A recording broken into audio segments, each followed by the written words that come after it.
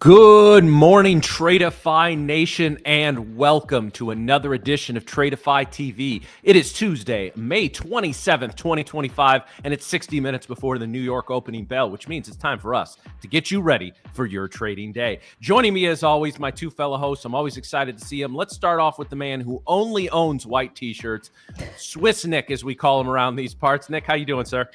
I'm good, thank you, Matt. Good to be here again, dude. This is becoming my normal routine now, and I like it. I love it, actually. It's great. So yeah, I'm doing well. Already traded the London session today, as usual, right? And you're right. I do only own. I actually do not only own white t-shirts. I also have I think one black one, but you will never see me wear it. So I'll stick to white for now. Also, good morning, Mariam. Good morning, guys. Welcome to Tradeify TV. I'm so happy to be here with all of you bright and early on the West Coast, per usual. And, you know, I'm yet to wear a white tee, actually. I don't... What? I think, yeah, I only have, like, dark colors for the most part. But, you know, we'll get there when we get there. I don't have my matcha today, but I do have... my branched chain amino acids, because I did chest yesterday and we're feeling a little sore, so we gotta make sure we're feeling good today. But happy, I hope we all had a happy Memorial Day weekend. Thank you to all our soldiers, men and women, who served for us so we could be here today. So we hope you all had an amazing weekend. We are here to get started. We have a jam-packed day today. We have a lot going on today. So yes, I'm told we have a very guest. A very famous guest today. I'm really looking forward to that. The mighty RIPS, selling RIPS, will be joining us here in a few minutes. We'll let you know when he's coming on. He'll be with us for the open. Very excited for that. You know, Mariam, we're not going to do it yet because we got a 3-hour show ahead of us here. But towards the end of the show, I found a really good quote about matcha that I'm going to share with you, just because I want to see your face when I read it. But yeah, it's all right. Here we go. Yeah, you already know. You already know. That. All right, guys, so we had some news yesterday. Let's get into it. Let's talk about what the news was yesterday. So, as has been the case in calendar 2025, right, we are driven by Trump, we are driven by tariffs, the two big T's, right? So, President Trump, as we know, last week talked about imposing 50% tariffs on the European Union. He was not happy with the way negotiations were going. Then supposedly the European Union administrator or commissioner or whatever the hell she's called him and asked for an extension.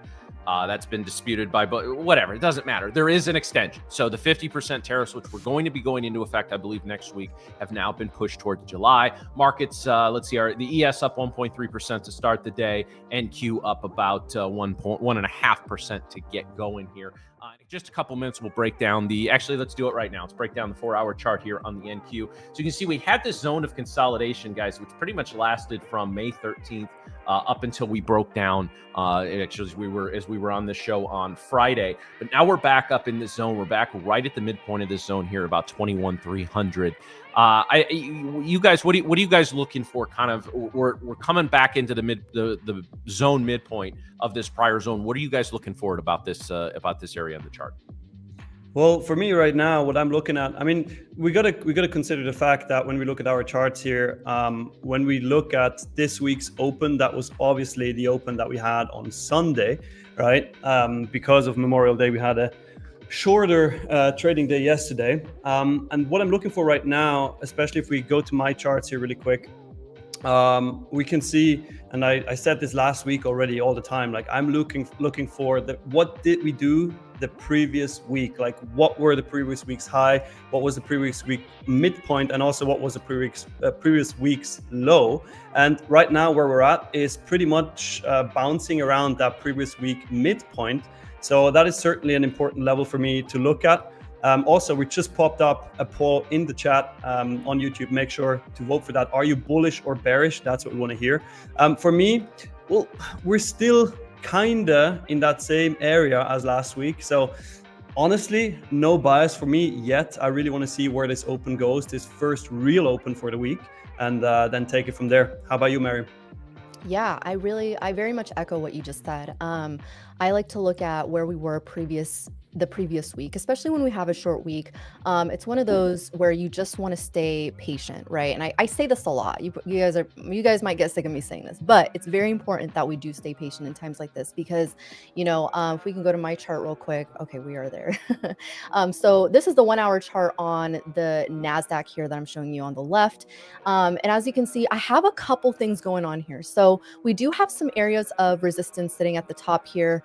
From last week, we're sitting at 21,500 area to about 21,560. So we are in this zone. We are in this range because right below us, yeah, we do have a trend line here, which I actually really like, especially if I go back to like the 5-minute, which is the sweet spots for me that I like to trade on. We have some areas of confluence here. We have a trend line, we have VWAP, and we have yesterday's previous day high. So I would really like to see this break because we do have some room down to this 21,100 area. So I am looking at this closely right now as we are approaching it. Now, I don't typically like to take a trade right at the open. It has to be something that's, pretty set up well. And I'm going to be watching this area. I'm going to be watching volume. I'm going to try to let the market digest a little bit. But this is kind of what I'm looking for. I want to say I am a contrarian trader, so I do like to look for the downside move. For me, I would love to get this break so that we can get this nice move down. However, we still are technically, in this upwards market. So, I do want to see this level break because if we go back to the 1 hour here, we still have this demand zone down here. I'm not thinking we're going to get down here today, but it's sitting at the 20,900 area. So 21,000 area. So that's kind of what I'm looking for today, but we'll see what we get. Let's see what our polls are showing so far though. It looks like mostly bullish is the sentiment today. Yeah, the poll's really going out on a limb there when we're already up 1.4% before the market. That's right. The contrarians are hurting a little bit this morning. Before we move on, a couple of housekeeping things. First of all, guys, if you won one of our giveaways last week, you need to have your email address in the channel description of your YouTube channel. Even if you just have a YouTube channel, you never post anything on it, you're just there to watch wonderful shows like this one. Make sure your again, they're going to try to reach out again later today. Make sure your email, the one that matches your Tradeify account, is in your channel description. And I just want to catch up with a couple of things in the chat. I see Yes Sir says, I had a bad month. I will start over again only with Tradeify. And honestly, Yes Sir, first of all, two things. First of all, yeah, absolutely can't go wrong with us here at Tradeify. And second of all, concentrating on maybe just one account. I don't know if you were doing multiple accounts before. I know there's experienced traders that like to do a couple accounts, do different and that's all fine and good. But when you're really first starting out, you're just trying to figure out what you're doing. If you're also trying to trade, what are the Mr. 20 accounts or any garbage like that, it's going to be difficult, right? You're going to get into situations where, well, okay, I'm in this account for here, but I'm over here. No, I can take this trend. And it makes it hard to evaluate your trading, especially if you're across multiple companies, whereas you can use the trading journal feature here at Tradeify and really zone in on where your strengths and weaknesses are as a trader. Just figure that out in whatever account works best for you financially. And guys, then it's just a matter of scaling. Right? Then you can add other accounts once you're figuring everything out. But yeah, and to your, yes, sir, first of all, I commend you getting back on the horse. But second of all, make sure you're changing something, right? Like I always tell people, you fail 2, 3, 4, 5 evals, welcome to trading. That's just part of trading. I would have failed way more than that if they existed when I first started trading futures. But guys, make sure that if you're getting into failing 10, 15, 20 in a row, that at some point you step back, just take 48 hours, step back and say, okay, what do I need to change? Sometimes you need to change a few small things, sometimes a couple of big things. But definitely, oh, by the way, in the chat, guys, if I get a 1 or a Y or a yes, who took advantage of the awesome sale that we had here at Tradeify over the weekend? Those 30, 40, 50, that was pretty cool. So hopefully some of you, especially some of you newer traders, were able to get on board with a very, very low barrier to entry. All right, Matt, I'm always surprised, like literally right out the gate, you're spitting fire and dropping lessons left and right. You did this last week already and you keep going. So can't wait to hear more of that. You're going to be fire spitting Matt now. in the I've first been doing 15 this for minutes, a while. Yeah. in the first 15 minutes, I expect a fire lesson every single time from you now. Well, absolutely. I got to do something to wake up all of Miriam's contemporaries on the West Coast. There, I got to do so. She's awake. She's ready to go. But I listen. I know how I am at about 5:30. So I think I need to wake the West Coasters up. Yeah. Oh, yeah. It's much easier, I find, when I go to the East Coast. Somehow, I don't know, maybe my body just runs on East Coast now. We're just used to it. But it's much harder for me to adjust coming back to the West Coast. Oh, it is such a drag. So I love it for you guys. But I will say that we finish a lot earlier. We finish a lot earlier here on the West Coast. So yeah, honestly, that is something I when I first got in the trading business, and there was a buddy of mine that was trading on the West Coast, and he traded all day. He was kind of a small cap day swing trader. He did it all day, and he said, "I love being done at 1 o'clock." He said, "I'm done for the day at 1 o'clock. I have time to go pick up my kids from school. I have time to get dinner ready for his wife." Had an outside the house job, made a ton of money. So he made a ton of money trading. It was a great situation. So yeah, I can definitely understand that. I feel, lucky the trading day being done at 3 here in Central Time, but yeah, a couple hours to the day, because we're all traders. We all wake up early. So, I'm usually at this desk at about 5:30 my time. So it's nice to be done early and have the rest of the day to do what you need 100%. to do. Actually, in the spirit of interrupting you guys, since that's my new role, Nick the Interrupter. Somebody is asking for our socials in the chat. So please, everybody, Matt and Miriam, let's drop our Twitter handles in the chat so they can follow us if they want to. But just observing the chat here also for questions. I'm looking at multiple, I think, already interesting questions that we can go into if you guys want to. Listen, I was knocked out of the park by the viewers last week in terms of the questions and the comments that they had. I know it's going to sound like I'm just a kiss ass right now, but you guys, anybody that knows me knows that is not my MO at all. But no, we've got a really smart group of viewers that come on here and ask questions. Sure. And don't get me wrong, we want to see our numbers way up. Make sure you hit that like button as well and subscribe to the channel, guys. But also just having a quality of people. You guys keep this show moving, and I really, really appreciate that about you. But yes, it is. It's been great so far. Yeah, 100%. Now, guys, make sure also to smash the like button. My favorite phrase. Smash the like button, subscribe to the channel, because only if you're subscribed to the channel, you can actually interact with the chat, which we want a lot of interaction from you. We want to see questions. Later on, we're going to have RIPS, maybe even have the possibility to ask RIPS a question. So let's see. But definitely subscribe to the channel, hit the like button, and be active in the chat, because we have some good stuff coming for you today. And guys, sometimes the chat moves very quickly. If we miss a question, I apologize. Please post it. Or you can even, you can add us, I think, on the or after if it's after the show, hit us up on Twitter with a question. If it's something that I can type out really quickly, I'll answer it. Otherwise, you never know. I may pop up a quick video on there. I'm not. I'm a little older school. I don't like typing 5,000 character tweets. I'd rather just do a 30-second video and be done with it. But yeah, I really appreciate the questions, guys. Keep them coming. If we miss them, keep asking. This is how we all learn the best, right? This is how we all learn. I mean, repetitiveness in this community, in this industry is super important, right? Like, I still make mistakes, and I still need to be reminded every single day. So it's nice, even when you guys ask us these questions, it's kind of a good reminder for us as well. Even though we've been in it for many years. So I want to also know too, where is everyone from? I'm actually curious. Oh, yeah, West Coast, East Coast. Come on, Switzerland, let's go. Probably like one person typing. if even. Maybe. So for those coming on a few minutes late, guys, we have got RIPS coming on in just a little bit here. He is going to be with us for the Open. So those of you that are familiar with him and in his trading and his immensely successful trading, really looking forward to that. I got a Swiss guy. Let's go. You got a Swiss? Okay. All right. Welcome, Switzerland. Actually, 2 from Switzerland. Let's go. Where are my Midwest people at? Where are my lawn mowing, outdoor back deck barbecuing Midwest people at? Shout out to Oliver here. I just saw him type Switzerland. That guy is a beast. He actually goes to the same gym as I do, and started trading a couple months ago, and he's already crushing it trading with Tradeify. So shout out to you, Oliver. See you tomorrow in the gym.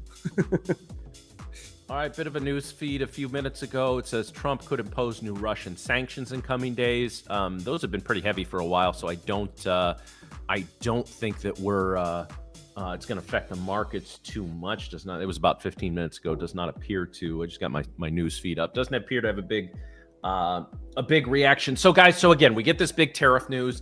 We popped pretty hard in the overnight session. Now we're coming in a little bit. We're actually not that far from VWAP here. I know Miriam kind of talked with what she's looking for. Nick, what are you looking for kind of as we move into the open? We're about 40 minutes from the New York Open here. Right now, I mean, we're still holding VWAP, obviously, but then also the much more important level, as I said at the beginning of the stream, is the previous week midpoint, because you can see it here perfectly that we bounced at pretty much 12 a.m. From that midpoint, right? After a little bit of a push yesterday. Again, yesterday wasn't a full like normal trading day, and usually people don't trade that, but still we popped off of that at 12 a.m. and now we're coming back down to it. So what I would like to see, if I'm thinking, and I do kind of tend to be bullish today, even though I said I'm kind of neutral, but I do think that we go higher. And what I would like to see is some sort of a drop to the previous week mid level and then bounce from there. However, I obviously want more confirmation for that. And as usual, I'm waiting for the 15-minute opening range to form and then see if it breaks out to the top or not. But that's what I'm waiting for right now. Miriam, what about you? Yeah, I mean, as Matt had mentioned, we are approaching this VWAP level on the NASDAQ. So I kind of mentioned to you guys, like my 5 minute is a sweet spot. When I'm actually in a trade, I like to monitor it on the 2 minute. So what I would like to see is, I want to see how we do in this spot right here, this 21,242, 240 area. I would like to see that we are holding below VWAP. That's something that I look for when I'm entering these trend line breaks. So I'm watching them on the 5 minute. I'm also kind of watching them on the 2 minute as well. So I have two screens open, but I do like to see that we have that confirmation, right? We're not just like entering as it breaks these levels, right? We want to make sure that buyers that sellers are actually serious about pushing it below. So what I would be looking for, because essentially what we could be doing is testing this level and then bouncing, and that's obviously going to invalidate this trade. So ideally what I would like to see is an open below this 240 area. The best level for me would be this 235, 236 area. So I'd be looking to take a trade in this area if we can confirm below with volume. That's another thing that I look for, is with volume, and then get that traction all the way down. And what I would be targeting is probably this 200, 220 area would be ideal, and then this I would say 190 area as well. So that's kind of what I'm looking for. We are getting some selling pressure coming in as well here in the pre-market. So who knows? I might get into a trade as sooner than I anticipate here, but we'll see. Yeah, I want VWAP to be tested. It's such a key area on the chart, especially after such a strong move up. I think that may actually set the tone. A pre-market test of VWAP here in the next 36 minutes, I think, could possibly, knock on wood, set the tone for the trading day. I think if we break hard below it, we could be looking to retrace a lot of this move. Again, these dumps on tariff news and then pumps on other tariff news. If you've noticed, every one of these moves is a little less each time, right? Like the dump is a little less on the tariff announcements and the pop is a little less on the tariff retraction announcements.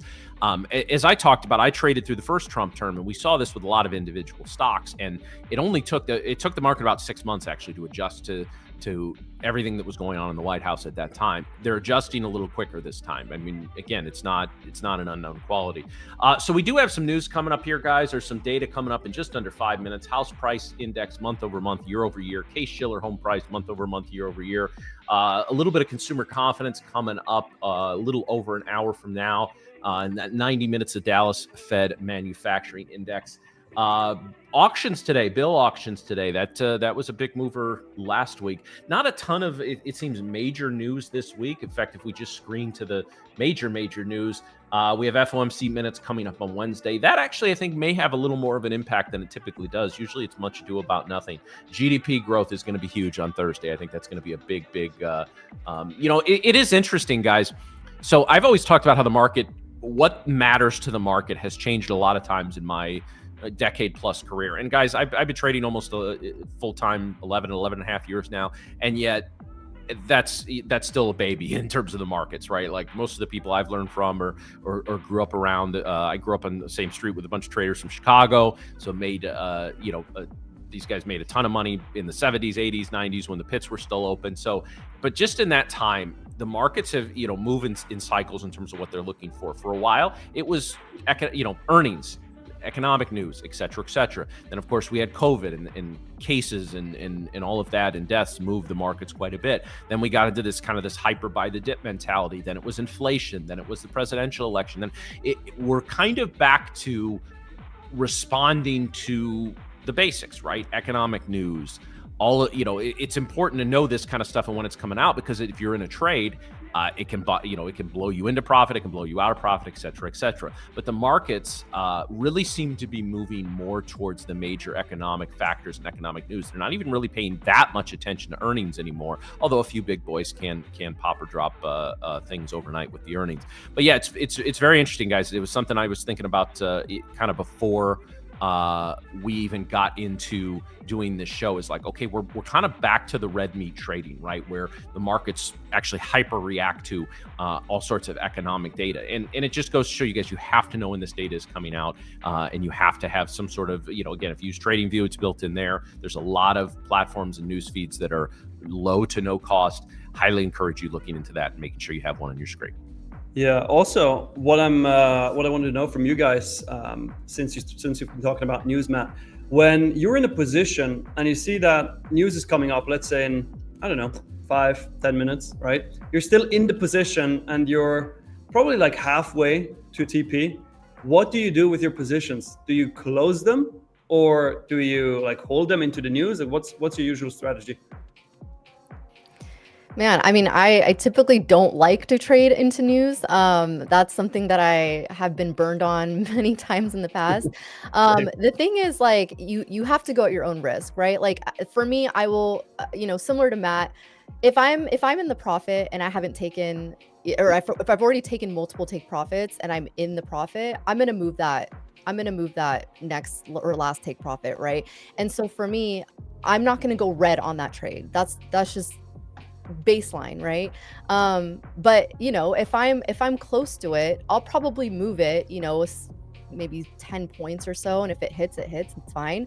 But if it skyrockets and it keeps going, or whatever position I'm in, then I won. But it's one of those where you just don't want it to go red, right? That's the number one thing, is you don't want it to go red. And if you're going to be in news, right, you already know what you're getting yourself into, so you have to be Brandon brings up a good point there, that I've gotten caught in some massive slippage in news as well. So in general, what I will do is I'll take a large position of a large percentage of the profit off, or of the trade off, regardless of where it is. If I'm in the profit, especially if I'm in the profit in the NQ, maybe 20, 30, 40 handles, maybe I'll leave a little on. It's just not worth the risk at that point to me, especially if I'm showing profit in a trade.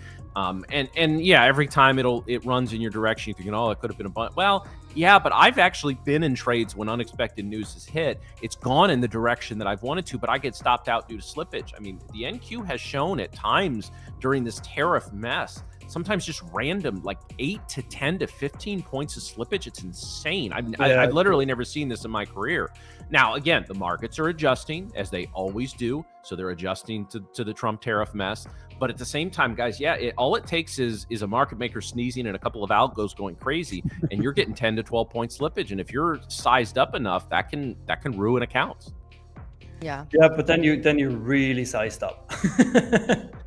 Yeah, well, I mean, we can preach position size all we want, but that's something we need to keep on in this show, so we can drown out the YOLOers that are out there on this same Very website true. here. Very true. Also, by the way, Matt, this is gonna make you happy. We got the first vodka comment for today's stream. I did see that. Yes. So just so there's no confusion, yes, that is vodka that Nick's drinking. He will go through a whole bottle during the show. Usually stick around because he just gets progressively drunker. No, of course I'm kidding. It's just water, but Swiss mountain water.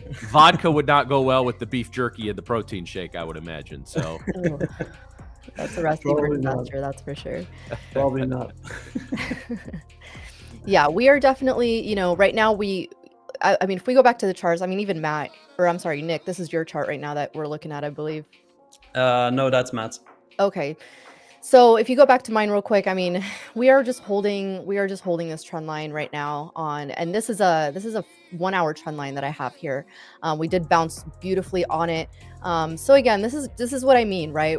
As we were starting to approach VWAP and then we got this bounce, you just have to be careful, guys. You have to be patient when it comes to this, and you just want to be agile with this as well. So even if we come back down, we test VWAP, we could have a candle that goes all the way down past previous day high and then bounces right back up. So that's why I say wait for confirmation. And again, I trade on the 5 minute and the 2 minute. So I really want to see a candle open below if we are taking the downside today. We could totally just rip today, right? We could totally just make a massive move to the upside. I've said anything in this market can and will happen. I haven't seen anything that has surprised me in my 5 years of trading. So, anything, just keep your minds open for whatever can happen today.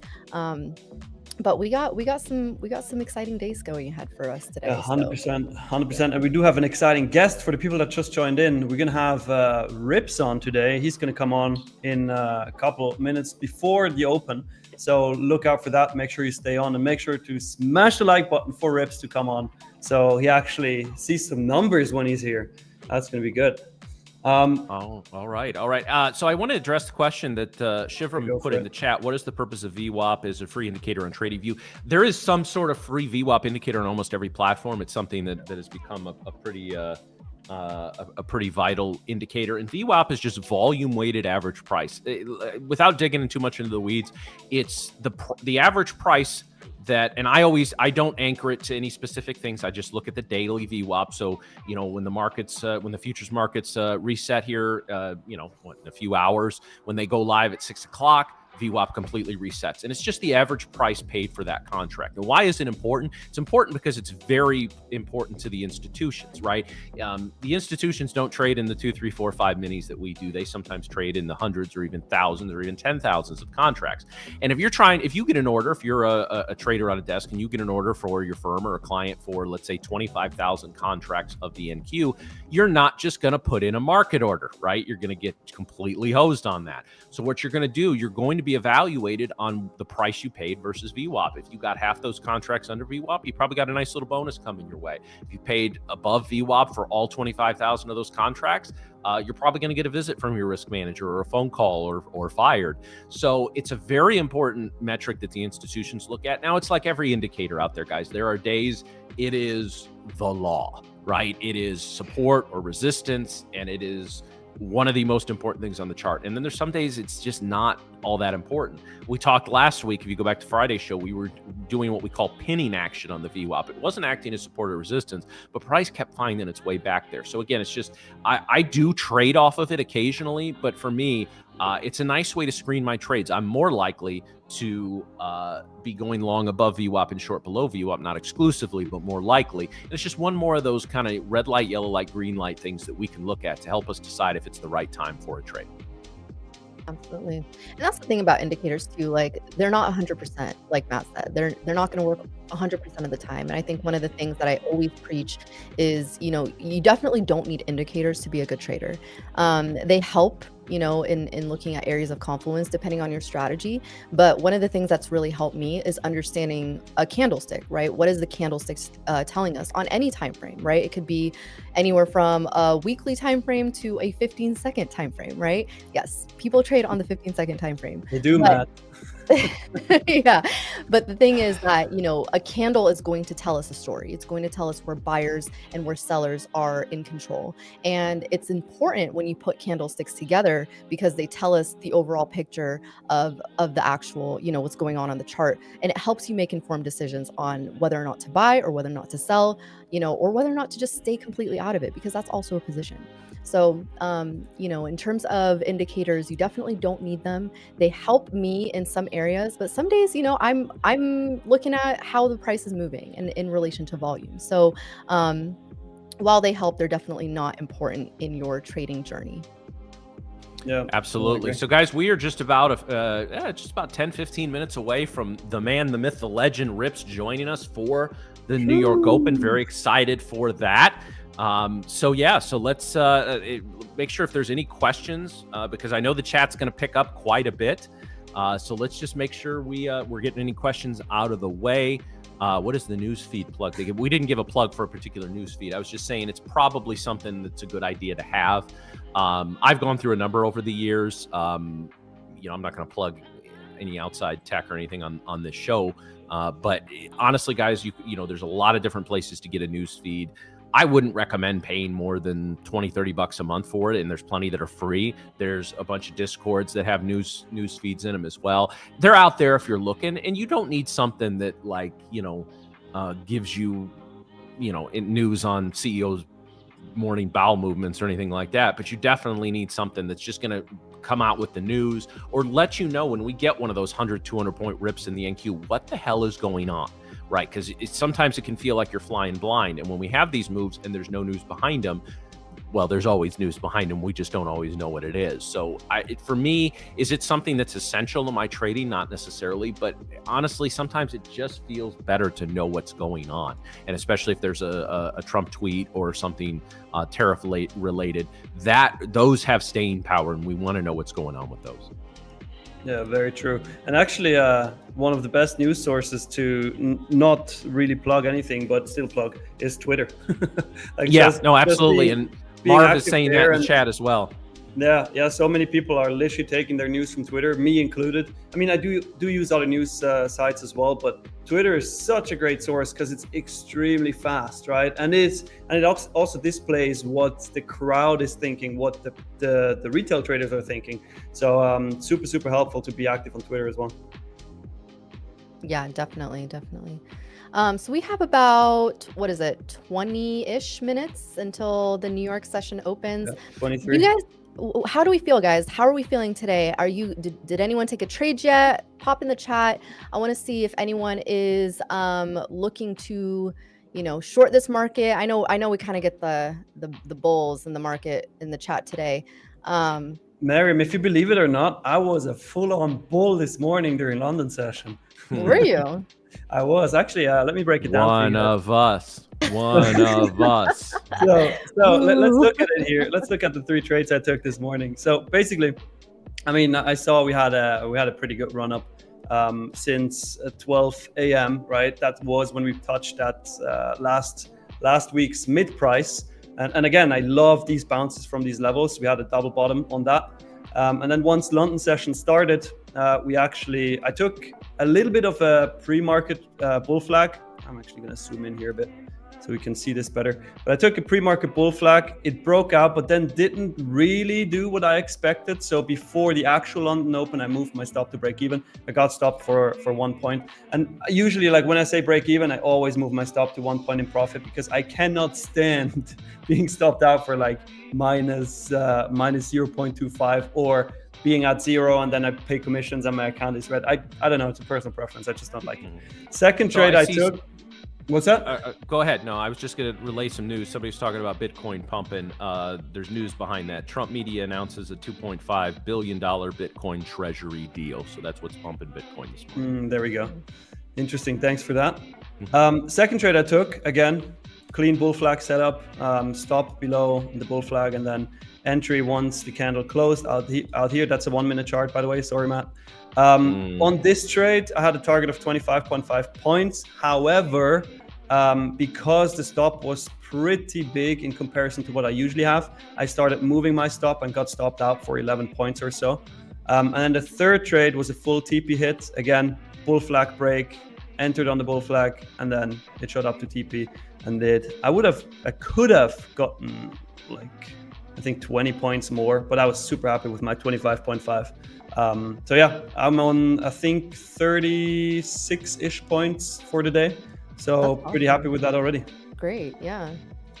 And that's the thing too. I mean, people think they need a lot to, make a profit in this market, and you really don't. I mean, it adds up over time, and the one thing you don't want to be doing is trying to get these banger trades every single time. 20 points here, 20 points there. That adds up over time, and now when you look at your week and you're like, oh shoot, I'm 100 points up on the week. That's a decent profit on the week. So you really don't want to have to, you don't have to get these banger trades every single time. It can just be a couple points here and a couple points there, and and you're good. So especially if you can do it consistently. Like I'm more than happy if I make 36 points a day. I mean, come on, I'm very happy. Like if you trade that consistently, and that you can repeat that outcome over and over and over again. Obviously, you're gonna have losses mixed in, but if you can repeat that outcome on the majority of days, and you start scaling up your accounts, like this is a heck of a lot of money. So I'm more than happy with that. Yeah. And that's something I think, as new traders, sometimes they think, oh, I need to make all this money. And they get excited about making their first 500. And it's an exciting moment. But, a lot of people, when they come from 9-to-5 jobs, they're not used to making, even in their day job, they're not making $200, $500 in their own day job. So, it's being realistic. Like, are you actually even making what your day job is paying you? That should be plenty, right? Like, you just made your day job, and that's a win right there. So, trying to get too greedy really quickly is definitely something that's going to humble you in the market. So definitely don't try to size up too quickly. I say be consistent, and prove to yourself that you can make these small gains over a period of a couple months at least, and then maybe start adding in one micro here and there, and push your, now that you have this cushion, you can start making that money. Because the thing that traders, I think, focus on too much is the monetary outcome, and that's how they begin to lose money instead of focusing on their strategy. Also, I just got the news that RIPS is coming on in about 5 minutes or so. But before he comes on, he wants to see some likes on this stream. So guys, make sure to smash that like button. We want to get it to 500 likes. So make sure to hit it right now. It literally is free, costs you nothing but the excitement to have RIPS on this stream in a couple minutes. Absolutely. Yeah, we get those likes up. Make sure you're subscribed. And guys, make sure, again, I'm still seeing it in the chat. If you won one of the giveaways last week, you have to have your email in your channel description so we can authenticate it was you. And they're going to be reaching out today to finish off getting accounts set up, getting money sent out. So yeah, enough people in the chat saying they got it. So I'm assuming the people that aren't just don't have their emails in their description. So make sure you do that. Absolutely. You better. I mean, the giveaways were fire, and we have in the upcoming streams, we're gonna have more giveaways every now and then. We even have, sometimes we're gonna have Brett himself pop in and drop some gold. So obviously, don't just come for the giveaways, but giveaways will always be a part of Tradeify TV. And we got some heavy hitters coming this week, guys. Rips is certainly one of them, but he's leading us off. But we've got names the whole week. Yes, every single day. We got to fill something with Nick taking a little break from us. He's so sick of us already. He says, I'm done sick of you guys. No, he I'm already not. needed PTO. He's like, No, I'm out. Guys, honestly, like I'm a bit disappointed that it had to be this week. But my best friend is getting married, and we actually take him on a surprise trip that he doesn't know where we're going. So I just can't skip out on that. We'll give you this one time, Nick. We'll give you this one time. But then again, next Friday he's actually getting married, and I'm going to be missing again. But besides that, I'm going to be here all the time. Well, Nick, I will miss you, even if Miriam's privately saying she can't wait to be rid of your ass for a few days. I mean, I can't say bye to my only contrarian friend here, so. Oh yeah, he's leaving you to deal with me by yourself. Yeah, Good effing luck on that one. The next couple days are going to be fights all day. If I'm not here to mitigate, like, you guys are just going to be fighting. I know it already. It's going to be a good time. It's going to be a good time. We're waiting for you to get back already. But we definitely do have a good lineup this week. So make sure you guys, like I said, subscribe to this channel, get notified, and pop those likes up, guys, because we got a guest coming on. Yep. Very soon, but we got to see the 500 likes before we do that. Can we get 500 likes, guys? It's not that hard. We're at 253 right now. And make sure too that you guys are clicking on that live button so that you are right at where we are speaking right now, because it might be a little laggy for you guys. So make sure that your live has that red circular whatever I'm trying to say, that circle right next to the live. That's what I'm trying to say. Make sure that that is on so that you are seeing exactly where we are right now. Yeah, and I'm getting word even, guys, RIPS is coming on shortly. Okay, so hit the like button. But what's also going to happen is there might be a special something in a couple of minutes, or once RIPS is on. Like, let's see. So stay tuned. This stream is going to be fire. It's going to be good. I don't know, Matt, did we lose you or are you back with your audio? No, we lost him. Matt got muted. Yeah, it teaches him an important lesson of just shutting up, if he talks too much.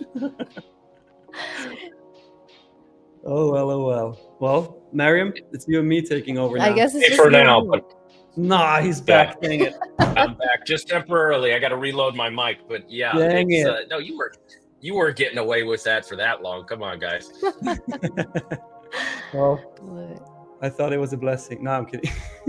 Actually, the funny thing is, Matt, out of the three of us, it's my personal opinion, no offense, Mariam, but Matt has such a beautiful voice. Like, he sounds like a friggin' movie voiceover actor. It's crazy, honestly. Well, I've always been told I have a face made for radio. So yeah. I was gonna say, none of you guys know this, but Matt has probably been in a movie that you've seen before. So which one? Hey, that was 2 times in college. It never happened again. I needed the money. Okay. He's the voice of Batman. Oh, not that one. Oh, okay. I'm sorry. My bad. He's the voice of Batman, actually. Y'all weren't expecting that, were you? You threw the college in there. Matt's always good for a surprise. We all know that. Hey, the early aughts were a weird time for everybody. All right, Oh man. All right, we see the like counter go up. We're currently sitting at, let me refresh this. We're sitting at 384. Guys, let's get this to 500. We want to see RIPS, right? So if you want to see RIPS, get this like counter to 500. Hit that like button right now and subscribe to the channel so you can actually engage with RIPS in the chat, okay? Do that right now. Did I get my mic back on here, guys? Can you hear me? Oh, yeah, there we go, Matt. Yeah, you're on. Beautiful. Nice Beautiful. I'm beautiful again. Stupid ass mic. You tell that, Mike.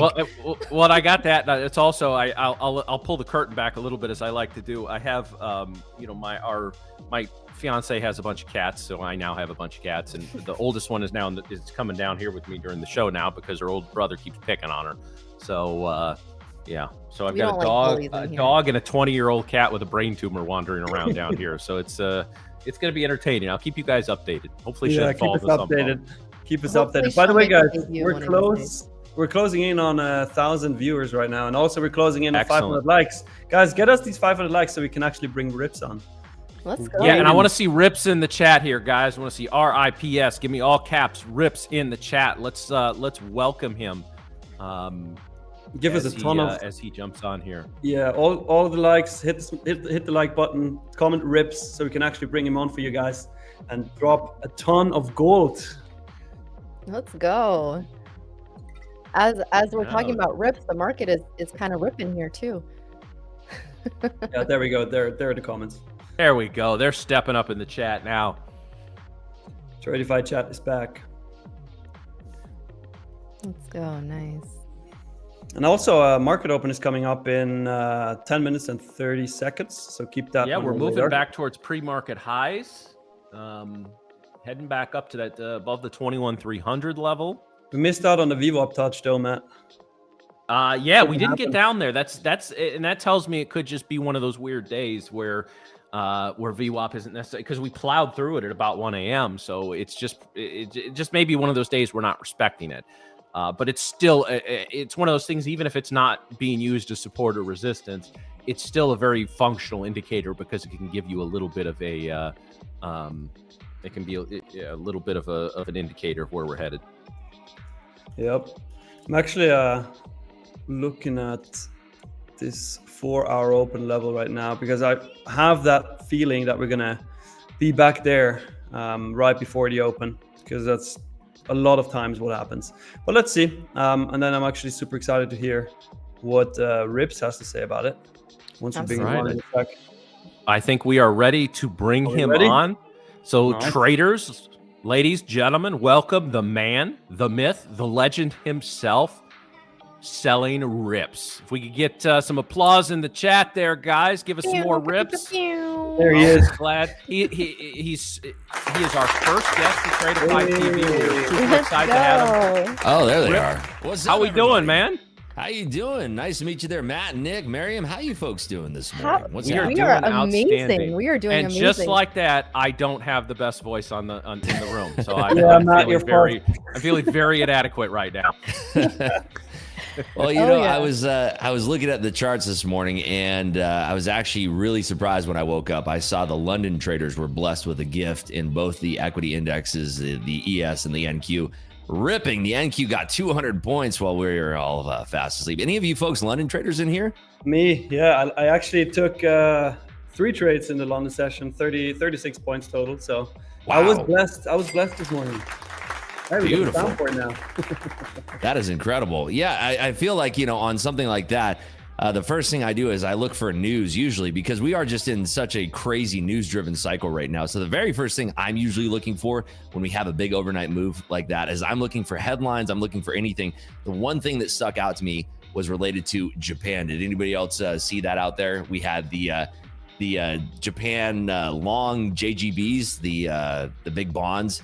We saw those kind of being sold off, so the yields kind of dropped down a little bit. And when we see the fixies kind of getting evacuated from, we tend to see equities turn up. So it was kind of a mix of the EU digesting the tariffs from what we saw on Sunday's open, where Trump was talking about, you know, we're going to backtrack what we talked about. We're going to delay the potential 50% tariffs. So having that paired with Japan's long bonds getting sold off, it was a perfect cocktail for London traders to just rip this thing to the moon. So it was very exciting to see that. Absolutely. It was indeed. Now, Rips, we just went through what we're actually looking for during this open today. What is it that you're looking at right now? Specifically, I want to see kind of a range being defined. I have my screen up right here. So what I'm looking for is just, you know, a simple range to be defined. We have these highs and lows sort of at this pre-market session here. Obviously, we have a lot more going on up here and here. I use a great indicator called Spaceman BTC Key Level for my charts on TradingView. It's a free indicator. I highly recommend folks out there. If you are an equities trader, anything really, if you're an equities trader, you're a commodities trader, anything, this is a great way for it to automatically mark off your levels. Right here, you can see I have the Monday mid all the way up to the Monday high. That's kind of the range I'm watching for the market to walk through this morning. But a more tight range is just kind of oscillating right around this previous 4-hour mid. So we're seeing the price action sort of oscillating here. So I want to see either a breakout here and a test of that 4-hour open, potentially all the way up to Monday's high, or a break down that level, sort of kind of rejecting here at these prior lows that we're bouncing off of. And something coming down maybe to that previous 4-hour low. Maybe we get down to the Monday mid, the prior week mid. If we can get that, it'd be interesting. But for the most part, I'm probably going to be hands off for the first 15 minutes, waiting for the opening range to be kind of defined in those first 15 minutes. That's sort of my strategy. I'm a momentum trader. I look for price action to tell me and dictate where the market's going to go. So for me personally, I want to have the market give me generated information that I can trade off of. And this is what we're going off of right now. We love that. We love that you want to wait for the market open, because that's something we always, we talk about, waiting for that first 15 minutes, let the markets digest a little bit, and then let price action kind of dictate and tell you, how the market's going to react today. So that being said, then are you bullish or bearish on the day? Do you have a sentiment yet? No, not really, because we kind of are oscillating in this range right now. So, we defined this huge London rip. We had a lot of London traders playing catch up. When the London market opened, we had everybody going to the buy side.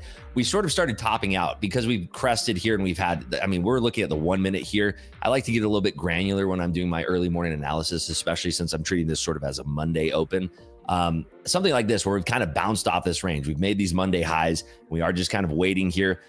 We have backed off sort of into the middle of the range. We're not like lower where we're in the previous day high, but we're still are kind of oscillating within this range because it's such a largely defined range. You're going to have a lot of people off sides. If you're looking at the volume profile here, let me go ahead and clear out all my drawings. You can see here most of the volume for what is shown on my screen has conducted up in this upper range. We have a lot of unfilled orders. We're going to have a lot of passive orders in the order book down here that we could go down and fill. So even if we did have a big open sell-off here, which, you know, we're going to get in about 4 or 5 minutes here when the opening bell rings.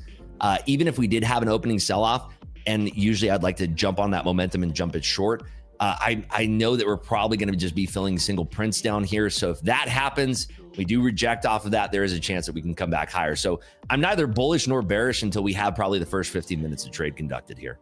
Now, do you typically wait out the first 15 minutes, or is that just for a day like today where there's a little bit of uncertainty going into the open? It's more so like a day like today. So personally, I'm not looking for a lot of points in the trades that I take. I'm looking to size up into a move that I'm confident on. For instance, I have insane connectivity issues right now. I'm getting a new line installed into my office here on Thursday. So I'm having tons of packet loss. It started coming last week. So I'm kind of backed off from trading right now, but if I was going to take this, if my connectivity issues were not here, I'd be looking for a scalp potentially to the downside, aiming for anywhere from 10 to 30 points. If we have that starting to cascade down into those single prints, there's a good chance that I would be taking that short, looking for a scalp. But since I do have those connectivity issues and there's no chance for me to kind of nail momentum when I'm, you know, in and out of connection, I'm probably just going to be patient and wait for that 15-minute range to be defined where I can take a more slower and controlled trade. And what are your general like trading hours? Are you trading mostly the morning, afternoon, all effing day if there's trades to be had, or is there a specific time where you feel the most comfortable? So I traded through the 2016 Trump markets. This is very reminiscent of that. If there is a day that we have a potential for more news and headline driven moves to happen during the day, I'm going to stick around for that. I had a very tremendous April. I had a very tremendous March, and that was because I was parked in my chair for most of the session, waiting for the news to dictate, you know, a big headline driven move in the market. Because the momentum continues throughout the day on big headline driven moves, I would be parked in my chair for that. Generally speaking, though, if we do not have a lot of headlines on the docket, like today is a very sparse news day. We have a couple things. If we're looking at the calendar today, we do have at 10 a.m. we're getting the consumer confidence, and then we have a 2-year note auction in the afternoon right around 1. Those are the two key areas I'd look for today. Obviously, with Trump at the helm, he can tweet something, and we can. And we have just the had a market move tweet. ton. We just had a tweet. There you go. There you go. So yeah, relating to the 50% tariff allotment on the European Union, he is extremely satisfied with it, and he is empowered to set a deal if we are unable to make a deal. So I won't read the whole thing. It's kind of up and down with a lot of caps, but yeah. So there was just a Trump tweet that's leading into this little rip it down into the open. There we go. Yeah, and that kind of coincides too with these 928 algorithms that turn on to kind of give us a little bit more liquidity in the market. So the pairing and the timing of that has created this cascading downfall, basically from 315 down to 250, 260 here in the NASDAQ futures. So again, this is, if you're not used to trading this Trump-driven news headline market, it's best to be very patient and waiting for your setups and wait for the price to come to you rather than trying to jump in with momentum if you're not familiar with it. Absolutely. And I was talking about that before you came on because I did trade through the first Trump term as well, and was, you know, it took months for the markets to kind of price in and adjust his style with everything. And you're seeing it again. You know, but I know a lot of traders, especially those who kind of came up to the props, didn't trade through 2016, 2017, 2018. But yeah, the lessons we learned there are just as applicable to what we're dealing with right now. Yeah, I was gonna say it's almost like you were listening to our streams these last few times, because this is echoing exactly what we've been talking about. And remind the viewers here that you are a West Coast trader as well. Is that right? Yeah, I'm here in Las Vegas, and I'm up at every single morning, 2 o'clock in the morning. I'm an early riser. I love waking up when it's dark out. Dang, you're making me look bad. I thought I was getting up at 4 in the morning. 2 a.m. bro. When do you go to bed? Like like 8 or 9. I get plenty of sleep. So it's the same thing as waking up at 5 o'clock Eastern and going to bed at like 10 or 11. So it's not that impressive. Doesn't need sleep. By the way, we have to open in 5 seconds here. So let's lock in with that. Yeah, good luck if you're trading this open. Good luck, everybody. Yeah. Well, we're waiting the 15-minute out as you. So we're gonna get my VWAP test. Yeah, I'm looking at my my charts right now, and this is how I know that I can't be trading this. So I use a program called Bookmap. I'm sure you folks on here are familiar with that. It's a way to read order flow. It gives you the time and sales represented in a graphical form on the charts that kind of stay there. When I first started trading, I was using only time and sales, TPOs, footprint charts, and I was committing a lot to memory. So when you saw a certain price being interacted with a lot, you'd have to commit that area of price to memory. Bookmap kind of sheds that need to have the memory committed, and so it allows your mind to free up and do other calculations when you're trading. Especially as a momentum trader, you're doing quick, fast twitch calculations on the fly to kind of figure out where you're trading. But so I'm looking at Bookmap just to reiterate, and my connection keeps on failing. It's in and out and very, very spotty. So as a momentum trader, without that market-generated information that I get on the fly, it's very hard for me to take trades. Yeah, makes sense. That's interesting. You mentioned Bookmaps. That's something that I started using recently as well. And I know some traders use it, kind of differently in a way. But how much would you say that Bookmaps plays a role into your trading? Well, because I'm a momentum trader and I'm a musician as well. So looking at the time and sales kind of derives this heartbeat of the market. So I'm looking at it sort of like this drum beat where as orders are coming in and they're flashing certain prices, the time and sales is lighting up. If they're not breaking through a certain level, and let's say that you only have like a 10 contract order that's at that level passively and they're not breaking through and you're seeing a lot of orders being pulled from that, you can kind of clue in and see that they're holding that with an iceberg. So there's a lot of different things that I'm looking at that are very specific, like in the moment, looking at price, looking exactly at how many orders are going off, the time that they're going off, the amount of orders that are going off in a single second period, in a 2-second, 5-second period. All that's very important to me. So Bookmap kind of consolidates all of those things for me, and it puts it in a fashion that is really easy to digest kind of on the fly. And like, if I want to look back what was happening right at 9:28 when we had that flush from that Trump tweet, I can go back and look at how the liquidity was exchanged in certain areas of price, which is extremely helpful. Yeah, absolutely. That's awesome. Well, All right, we are just holding the VWAP level right now, it seems like. Yeah, we had our first test. We dipped a little bit below, and we're holding here, at least in the NQ so far. ES is holding below VWAP right now. But yeah, I tend to agree. The noise we're going to see during the open, especially considering major news overnight.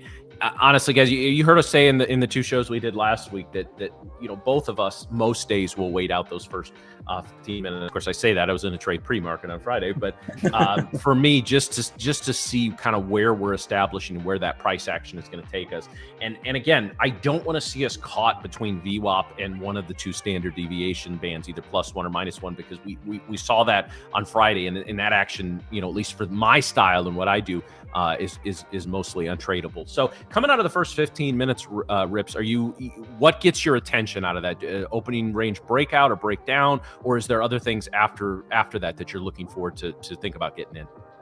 Yeah, it's an amalgam of all of those things. I want to be looking at how price was traded within that opening range, if we have any key areas of interest. We also are hearing from Fed's barking right now on Bloomberg television. So that is adding into the mix of creating some more volatility right now. And often when you do have Fed speakers, they're going to come out of just right off the rip, usually, and say either we are talking about monetary policy or we are not. And that will kind of set the tone of whether or not that news is going to be important. Barkin, in this case, is talking about monetary policy. So we are expecting at a moment's notice, the market can turn on a dime here. So it's definitely something, if you folks are trading right now, be very careful for that. Barkin speaking right now can be very dangerous. But to answer your question, when we have, the opening range that's kind of trading as it is right now, I'm waiting for those ranges to be defined, and I'm looking to see what happened within those ranges. So if we have an area of interest, let's say at the midpoint of that opening range, I probably want to see us trade back into that area of interest before we make a decision. I'm not looking for that first breakdown or breakout of the range. Instead, I'm looking for maybe a second test on that. And just to reiterate too, Barkin right now, He just said that published data shows an economy on the same trajectory as the last year or two. Businesses are still largely pulling to the sidelines. So negative news from Barkin should be tanking the market right now. Barkin is the one that I swear to God shorts the market before he goes to the podium every single fucking time, because he always seems to bring it in. The NQ always seems to react 100+ points to the downside every time that dude's near a microphone. Yeah, he did just say that investors are being patient on their investment decisions. That is kind of a guised way to say that people are probably layering out of equities and going into fixies right now, as there is so much uncertainty in these markets. I'm actually looking to get into a position here, guys. So I'm looking at the ES here and NASDAQ, of course, as well. I did actually enter. It just triggered me at this 240 area. My stop is going to be the open. So I am currently in a position right now. My entry was at 241. So I am, we are breaking down as we speak right now. So I'm going to be moving my stop pretty much to break even. I apologize. That was a very quick trade, but I am looking at ES. So ES is breaking this trend line here. And I do like this momentum we're getting to the downside. So we did break yesterday's high. I told you guys in the pre-market, this is kind of what I'm looking at here. We are obviously getting this momentum from the news as well. So I have my stop to this break even level here. But my target is going to be this 190 area, 185, 190. So that's going to be where I take my second take profit, because I did already take some off as well here. Mariam, what was your entry? 241. 241. Nice. All right. There we go. 30 points in profit. Here. I'm trying to get it on here so I could actually show you guys where I entered here. Well, it's gonna pop up on the screen shortly as well. Yeah. So you can actually see it. But nice. So you're up 30 points, 35. Yep. So I'm going to be trimming here at this 200 level. If we get down here, that is a psychological level for me. So I always trim at psychological levels. So I do have there we go. I just got filled for that. I took half off. And now we're just riding this. So we'll see where this takes us. What is the next level you're looking at, you said? So the next level that I would be looking at is going to be this, if we can break 188, I think we have room down to this 166 level on the NASDAQ. Yeah. So about 20 points more that I'd be looking for us to break here. Reason I'm asking is because we're about 60 points away now from RIPS previous week mid level that he mentioned. So RIPS, what are you looking at right now? I'd like to see this previous 4-hour low. I'd like to see this break actually hold to the downside, because then we can probably trade, like you said, below that 173 line down to that 160, 140 level. So that is essentially what I'm looking for to the downside there. There's a lot of traffic here trading between 220 and 190. So if we do actually break that down and the S&Ps continue to kind of trade lower, if the S&Ps do break that 58.62 level to the downside, I think that we can see a lot more traffic here to the downside. Matt, you're quiet. Looking at the trade. I'm just kind of, I'm soaking in the wisdom here. I'm just soaking in the wisdom. Mary had a nice trade. Rips is bringing some great knowledge. So I'm just, come on, man. You guys hear me talking up. The thing is, if you're quiet, actually, either your mic broke or you're in a trade. So that's what I'm asking. Okay. No, I'm soaking it all in, man. There's some good knowledge being dropped in here. So I'm listening and learning. Honestly, and I joke, but all bullshit aside, when you have an opportunity to take this, guys, and listen, I'm not going to go on any sort of rant about, obviously Rips is in here. This dude's as legit as they get, but we're not I'm not going to go off on follow this person or that person or anything like that. But guys, there's so much great knowledge out there. But when you have the opportunity to interact with a trader who's very successful, shut your ass up and listen, right? So that's kind of what I'm doing. I've learned from so many different traders over the years, and I've learned from traders that are, aren't even futures traders. Maybe they're stock traders, bond traders, but some of the very same mental, tips, tricks, tools, etc. that you need to be successful are universal across markets. So no, when there's somebody on here who's successful, I'll ask my questions, I'll get them in, but honestly, I'm just soaking it all in and allowing this gentleman here to help make me a better trader, as he's doing for all of you on the stream. So that's what I'm doing. Absolutely. There we go. By the way, speaking of hearing from good traders like Rips, Rips, you were on a pretty long hot streak on your live account, right? Can you tell us more about that?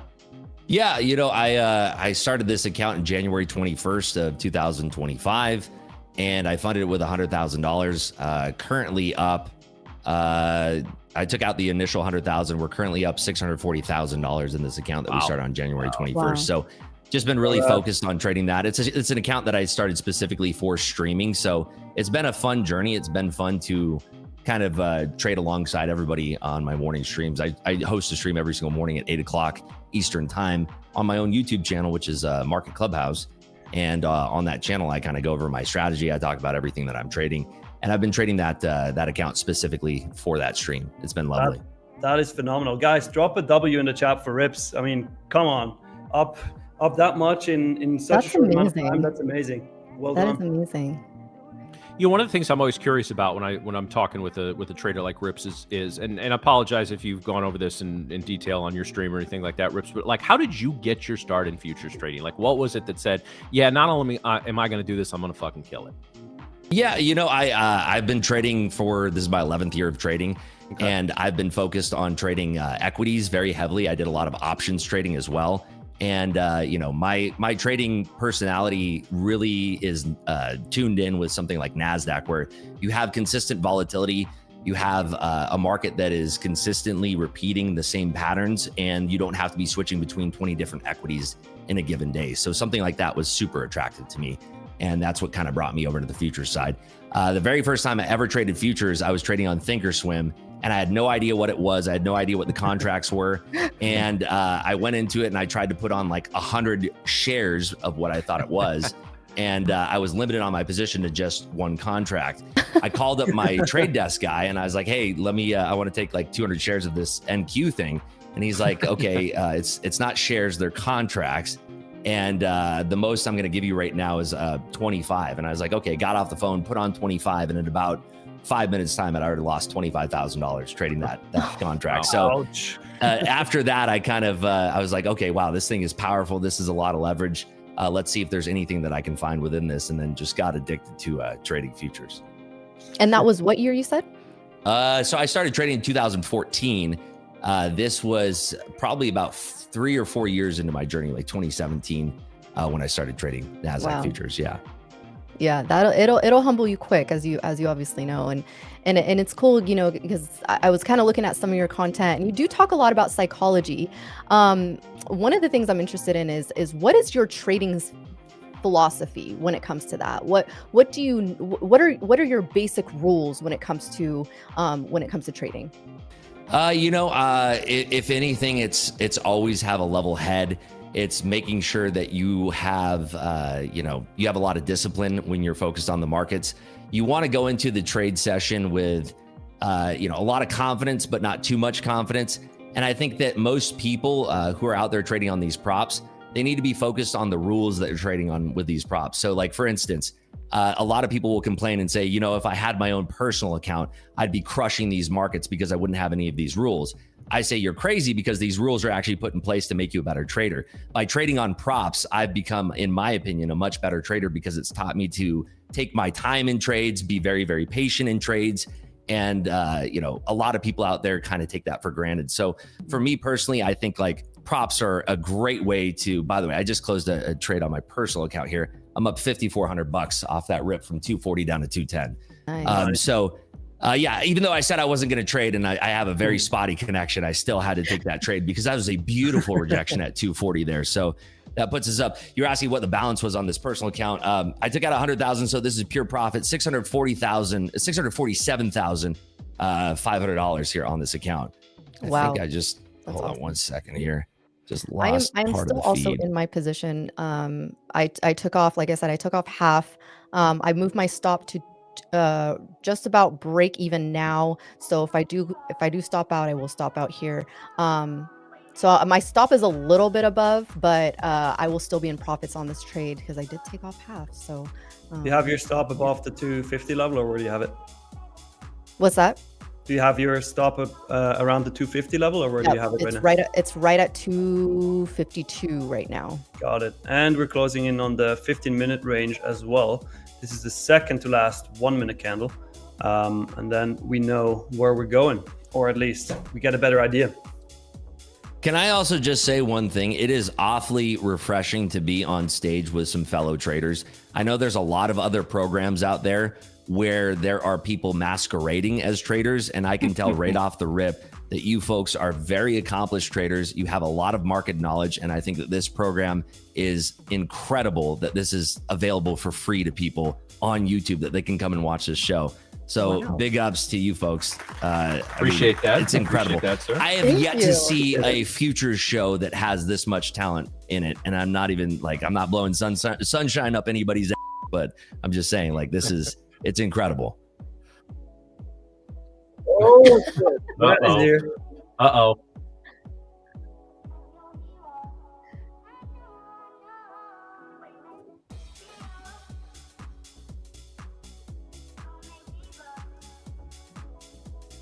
We're actually talking to Brett right now on the background. He's talking in the background. He thinks you guys are hearing him, but you're not. That's why we're awfully quiet. But now he's here.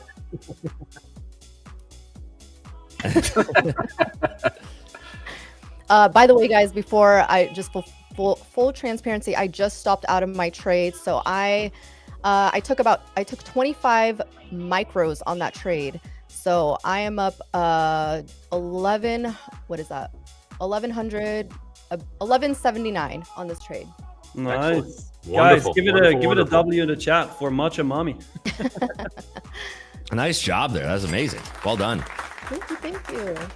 Yeah, nice comment in the chat says no yelling, screaming, putting people down, no cars. Yeah, you know, it's something. It's interesting, Rips, because I kind of evolved through. I came up kind of through the paid education industry, and so we saw the same things there before a lot of that transition to YouTube, like in the kind of post-COVID era. I mean, there's always people out there who are just not going to have. We are kind of holding at these 250s right now. I'm just looking at the NASDAQ. Again, my connection's a little bit spotty, but we have broken above the previous day high. We are kind of holding this up here right now, and we're just dancing around. The S&Ps and the NQ are trading right at the VWAP right now. So this is one of those danger zones where I generally do not put on a trade, because when we're bumping against the VWAP in both the S&Ps and the NASDAQ, it can go either way. We can have a breakout trade. We can have a rejection at VWAP and a test back down. So this is generally an area of the market where I wait for price to come to me before entering a new trade. Excellent. That's awesome. Yeah, I think in the background here, Brett is still trying to come on. He's trying to get in on the fun. Yeah, he has FOMO right now. I think. Chat, hello. Testing 1 2. We can hear you. We can hear you. I don't know if the stream can hear you. Well, we're good. We're good. All right, we're good. We're good. Well, I was gonna come on before, and then Rips did an incredible little victory speech for everyone here, and hyped everyone up. We appreciate you coming on here, Rips. Appreciate all the feedback you gave and all the knowledge you're dropping. And listen, guys, we can't just have the first day of the week and a big guest like this without something special. So we'll do a little flash sale for the next half hour while we got Rips on, maybe a little bit longer here. We're going to bump them up. Anybody who uses code RIPS, 40%, all accounts, straight to funded, growth, Let's go. advanced, all that. Only code RIPS, guys. So, well, now, I had a question, Brett, since I have the CEO here. I had a question. Is it true? Because I've seen this rumor that's just been like swirling around the socials lately. Is it true that if you use code RIPS on Tradeify, that you have like a 60% better chance of passing your challenges, or is that just a rumor? I'm not sure. I think the 60 is a rumor. I've heard 58.5. I've heard. Okay. That seems, yeah. That's what I've heard. Not financial advice, of course. No, but hey, we appreciate having you on here, man. You guys are crushing it. And everything you're doing on your stream at Market Clubhouse, love watching it, man. So we hope to have the same type of vibe here and have you on some other time. But hey, I'm not gonna steal the spotlight here. Again, code RIPS, guys, an extra 40%, not extra 40, geez, 40% off. That would be wild. 40% off. All accounts, exclusive only for the next half hour, 45 minutes or so. So tune in to that, gear up your accounts if you guys need them, and appreciate having you on here, man. Yeah, it's honestly, it's great to be here. Like I was saying earlier, when you have such tremendous talent, it makes it so easy. It's great being able to talk shop with actual fellow traders that, they know their stuff. Everybody on stage here is a real trader, and it's very rare to find that along any type of YouTube broadcast. I've seen a couple out there, but you're often sidetracked by this entertainment aspect. And I think that traders are really in need of something where it's like, let's get serious, let's trade these markets together, and let's learn from years and years of experience that's out there, rather than, let's talk about some baseball scores or something like that. Yeah. If I'm locked in for a 3-hour broadcast, I want to know, what is this person's strategy? How are they trading it? How many times have they got up from failing? How many times have they hit it out of the park? I want to learn that from these people. And I was looking through your socials specifically, Miriam, and I think that you are a dynamite trader. You are very, very impressive. Wow. Not to throw shade at Nick and Matt here, but I'm just saying, Miriam, very accomplished trader. You have a lot to give the people out there, especially like newer traders. Like, to be able to learn from somebody like you is very impressive. Thank you. I very much appreciate that. And it is something that, you come a long way from, learning in your own way, right? Like, trading is something that teaches you a lot about yourself. And it's interesting too, I've learned so much about you as well. And you are a poker player as well. And yeah, so that's one of the reasons why I actually moved out here to Las Vegas. You are doing something that involves a lot of mental capital on both ends. So I guess my question to you is, how do you balance that? Like, when you're trading versus when you're, playing poker, is it the same sort of mental capital that you're using? Like, how are you keeping yourself calm in both ways, or how are you differentiating those two? One thing that's really interesting about poker, you see this for a lot of firms out here now, is that they're having their traders who are actually working at their trade desk. They're actually having these traders go out and learn to play poker if they aren't already poker players, because there is so much duality and crossover between the two activities. When you're trading, you're not putting on a guarantee when you put on a trade. Let's be honest. You're putting on risk, right? The same thing goes for a poker hand. Even if I don't have the best 2 cards, if I'm playing a Texas Hold'em game, you get dealt 2 cards, there's a community board, and then you're playing against your opponents who also have 2 cards. Generally speaking, you're probably not going to have the best hand most of the time, so you're left to outwit your opponent. In the markets, you're also dealing with outwitting your opponents. For instance, if you have somebody that's spoofing orders on the order book, or if you have price that's trading directly to an area and rejecting, you're kind of dealing with this psychology of like, you're not really sure where price is going to go, but you have a generalistic idea of where price is going to go. So you're not putting on risk, or you're not putting on a guarantee. You are putting on risk, but you're putting on risk that is backed by probabilistic odds. In trading, it's through back testing, and in poker, it's through experience. And so that crossover between the two is a really interesting duality. And for me personally, playing poker actually made me a better trader, and trading actually made me a better poker player. And like you were just saying, trading teaches you a lot about yourself. So does poker. And both of them complement this whole idea of growing as a person and avoiding tilt. Let me ask you folks a question. How often as traders are you going on tilt? Oh, man. I like that question, honestly, because in the beginning, I went on tilt all the time. Like, when I started out, I started over leveraging by way too much. And obviously tilt is imminent if you do that. Nowadays, actually very rarely, because for me, the one thing that stopped it was having that hard daily loss limit that just locks me out and I'm done for the day. Before I had a daily loss limit, and that was like, I don't know, probably a year ago or so, I was getting cooked every probably like 2 or 3 weeks, because I had a great green streak for like 2 weeks, 3 weeks, and then one red day would just destroy everything. But with the daily loss limit, like right now, it doesn't happen at all. I mean, I get the emotion of wanting to tilt, but I can't because I'm locked out of the account. Absolutely. Nick, let me ask you a question. You were saying in the beginning of your trading that you were often going on tilt. Yeah. For you traders out here that are listening in the audience, and for you, Nick, a very specific question. When you were going on tilt, did you find yourself losing trades and then immediately trying to size up to recover those losses? Sizing up and immediately reversing positions. Like getting stopped out, reversing the position, and sizing up. That was it. Yeah, as a newer trader, I feel like we used to abuse the heck out of that reverse trade button, where you'd be into a trade and alongside it starts dumping on you. You click the reverse button and it almost feels like the market makers are over your shoulder, literally waiting for you to click that reverse button only to reverse their side of the trade. They're watching. They're always watching. And it's funny how that works. Yeah, It's always absolutely. nice when the markets give you a little FU From a in psychological particular, standpoint, what was it for you, Nick, that got you to stop tilting? Was it just experience in the market? Was it having a daily loss limit like you had mentioned? What were the specifics that changed your whole tilting mentality? Well, multiple things. Number one, I worked with a psychology and mindset coach. His name is Randy Howell, and I want to make Brett bring him on as a guest. I mean, he's fantastic, and he really made me realize like why I start to tilt and how the caveman break works and everything, which I explained on last Friday's stream. However, that was one end of that. And then the other was definitely the daily loss limit. So I can literally not trade. And the third thing, I did that in the very beginning when I started to, just be pissed off about myself that I do tilt.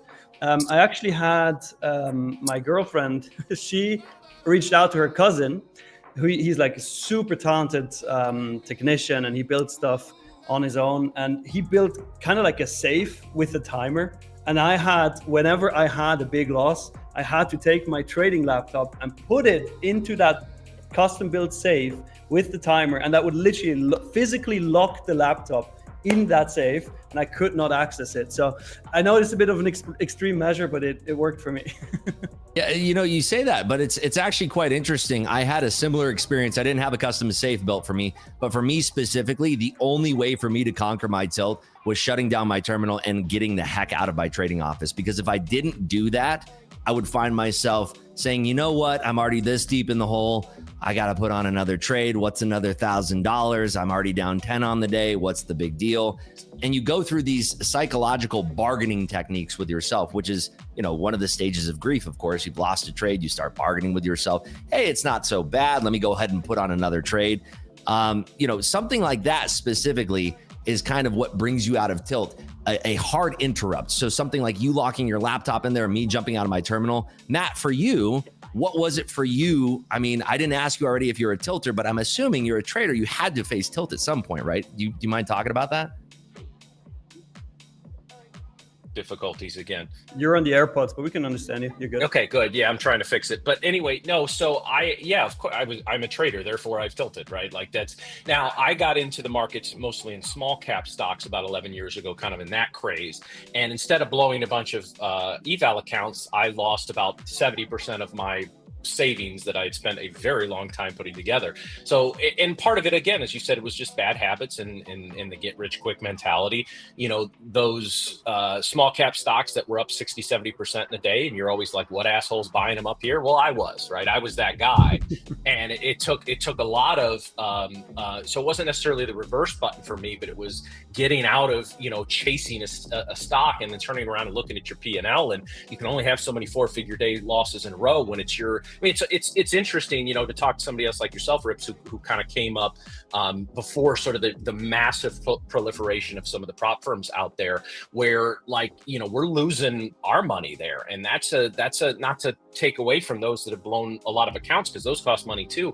But it's when you see this money that you worked your ass off to get, and you're just throwing it down the toilet essentially. Yeah, it's why Mark Douglas was one of the most influential reads of my entire career, where he talks about the actual trauma that comes from losing your money day after day after day after day after day, and how not only do you need to address the technical reasons why you're doing that, but the psychological reasons as well. And it wasn't until I got my shit together, up here, that I even began to sniff success, let alone get some of that money back. Yeah, it really does. I mean, it really does teach you a lot about yourself, and it forces you to kind of get sick of your own shit, right? Like you have to kind of look yourself in the mirror and be like, why am I like this, right? You can see yourself as such a put together collective person, but then once you get into the market, you start realizing your patterns, you start realizing your behaviors, and it really does come down to your own money being lost. Which is why it's interesting to kind of hear your perspective on prop firms, because as someone who is more of a seasoned trader, realizing that becoming involved in prop firms has actually made you a better trader, but a more successful trader. So it's really cool to kind of get your perspective. And I was kind of doing some research on you a little bit, and I one user said that they really think that you are successful and entertaining and very practical, which is such a great compliment. But why do you think your style clicks for so many traders out there, even those who, might trade differently than you? Like, what is your secret to kind of making content fun but informative for everyone who's watching? I think a lot of it has to do with brutal honesty and experience. This is my 11th year of trading, and I don't really hold any punches when I talk about things. I think that there's a lot of people who can be a little bit egotistical when it comes to trading. I don't really care to talk about my losses, in the sense that if you want to hear about my worst losing day, I'll talk to you about it. And the good thing about that is that I can articulate extremely well the emotions that I went through on a given day, where I had what was at the time probably one of the worst days of my life. I've had so many bad losing days that I can articulate and talk about the emotions that I was experiencing. I think that's a valuable thing and a valuable tool for traders out there to hear, because I don't see a lot of people actually doing that. A lot of people out there will shy away from those losing days. And being a trader for 11 years, you learn a lot about yourself. You learn a lot about your own psychology. By the way, just having some news coming out here. Consumer confidence coming in at 98 versus an 87.1. So a lot of consumer confidence right now based on that read. That was for the May consumer confidence, since this is the final trading week of May here. So coming in a little bit hotter, 87.1 was the expectation, coming in at 98. So we are seeing a burst of buying in equities right now. The only equity of the Mag 7 that I'm seeing a lot of activity on right now, by the way, and we'll get back to what we're just talking about, is Tesla today. A lot of buyers in Tesla. We are seeing some laggards over here from Meta, Nvidia, Amazon's a little bit slow right now. But if we do see these equities all kind of picking up in favor of one another, let's say that all of the Mag 7 starts tooling to the upside here, I think that we would see a burst of momentum in both the NASDAQ and the S&Ps. But to go back to what you were saying, Miriam, being a good communicator, I think, is key, and having brutal honesty with people. People don't want to have it sugar-coated. I think there's so many people out there, especially people who are coming new into trading, are bombarded by people who have not been trading for a long time. They're not profitable traders. They're just salesmen or marketers, and they're not giving you the real picture of trading. If anybody's saying to you that you're going to be a trader in 90 days, run the other way as fast as you can from that other person. If somebody tells me that they've been trading for 5 years, I say, good, you're just getting started. 5 years on your journey is nothing. I mean, you start to turn the corner. For me personally, I started to turn the corner for 3 years is when I started to turn the corner, started to plateau in my profits. I wasn't making money. I wasn't losing money. But 3 years, I was trading every single day, 12 to 18 hours a day. I was trading equities, so I'd be trading till 8 o'clock at night some nights if I was just so obsessed with price action. And I was pushing myself to read price for hours and hours, to the point where I'd be so mentally exhausted, I would pass out in my chair sometimes at my desk, literally trying to just focus on the markets. I would push myself that hard. Now, given 3 years of doing this straight is a lot of mental taxation, but you talk to somebody who's been trading for 3 years, they're going to tell you, oh, I've been trading for 3 years.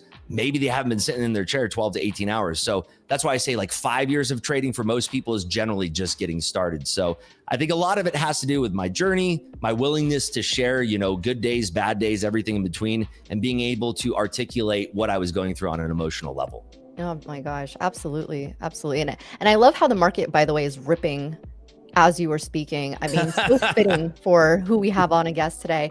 But that is such great insight, and it's something that we're so blessed to have you on the stream and have you give your insight on, being someone who's been in the market for over a decade. It's great to kind of see that balance, because, for someone like me who has been trading for a little bit over 5 years, I feel that sort of shift happening just recently. And, for me, it took 3 years for me, but also to your point, it took a lot of chart time. It takes so much chart time to really get used to, being a good trader and understanding how the market moves and kind of feeling what the market does. So do you feel like there is some sort of intuition involved in your trading now? Yeah, absolutely. Because as humans, we are pattern recognition machines. That is how we evolved from the amoeba to where we are now. We are pattern recognition machines, and we've learned throughout the however many thousands of years or hundreds of thousands of years, whatever you believe, that's how we've evolved as humans. So we know through patterns whether things are good for us or bad for us. When we watch the markets, our subconscious brain is absorbing all of this information, whether we like it or not. And depending on, how well your brain can process certain patterns and information and commit those things to memory, either consciously or subconsciously, those things start to light back up when you see them again. So you'll notice, I call them tingles and jingles, when you're sitting there and watching the market, and all of a sudden you say, I think I've seen this before. This might be something where you're like leaning towards, hey, maybe I should take a long here. Do you folks feel that, Nick? Do you feel the tingles and jingles when you're watching the charts? All the time. Like for me, I mean, I'm also a momentum trader, and I trade very, very simply. So for me, mainly I do take consolidation breakouts to the upside or downside, bull flags, bear flags. And dude, literally, I can tell when I look at a bull flag setup, for example, sometimes it would, for a newbie trader, it would look like a bull flag, but I can tell this is not going to rip. It's just not. Or in another instance, I see this is going to rip like big time.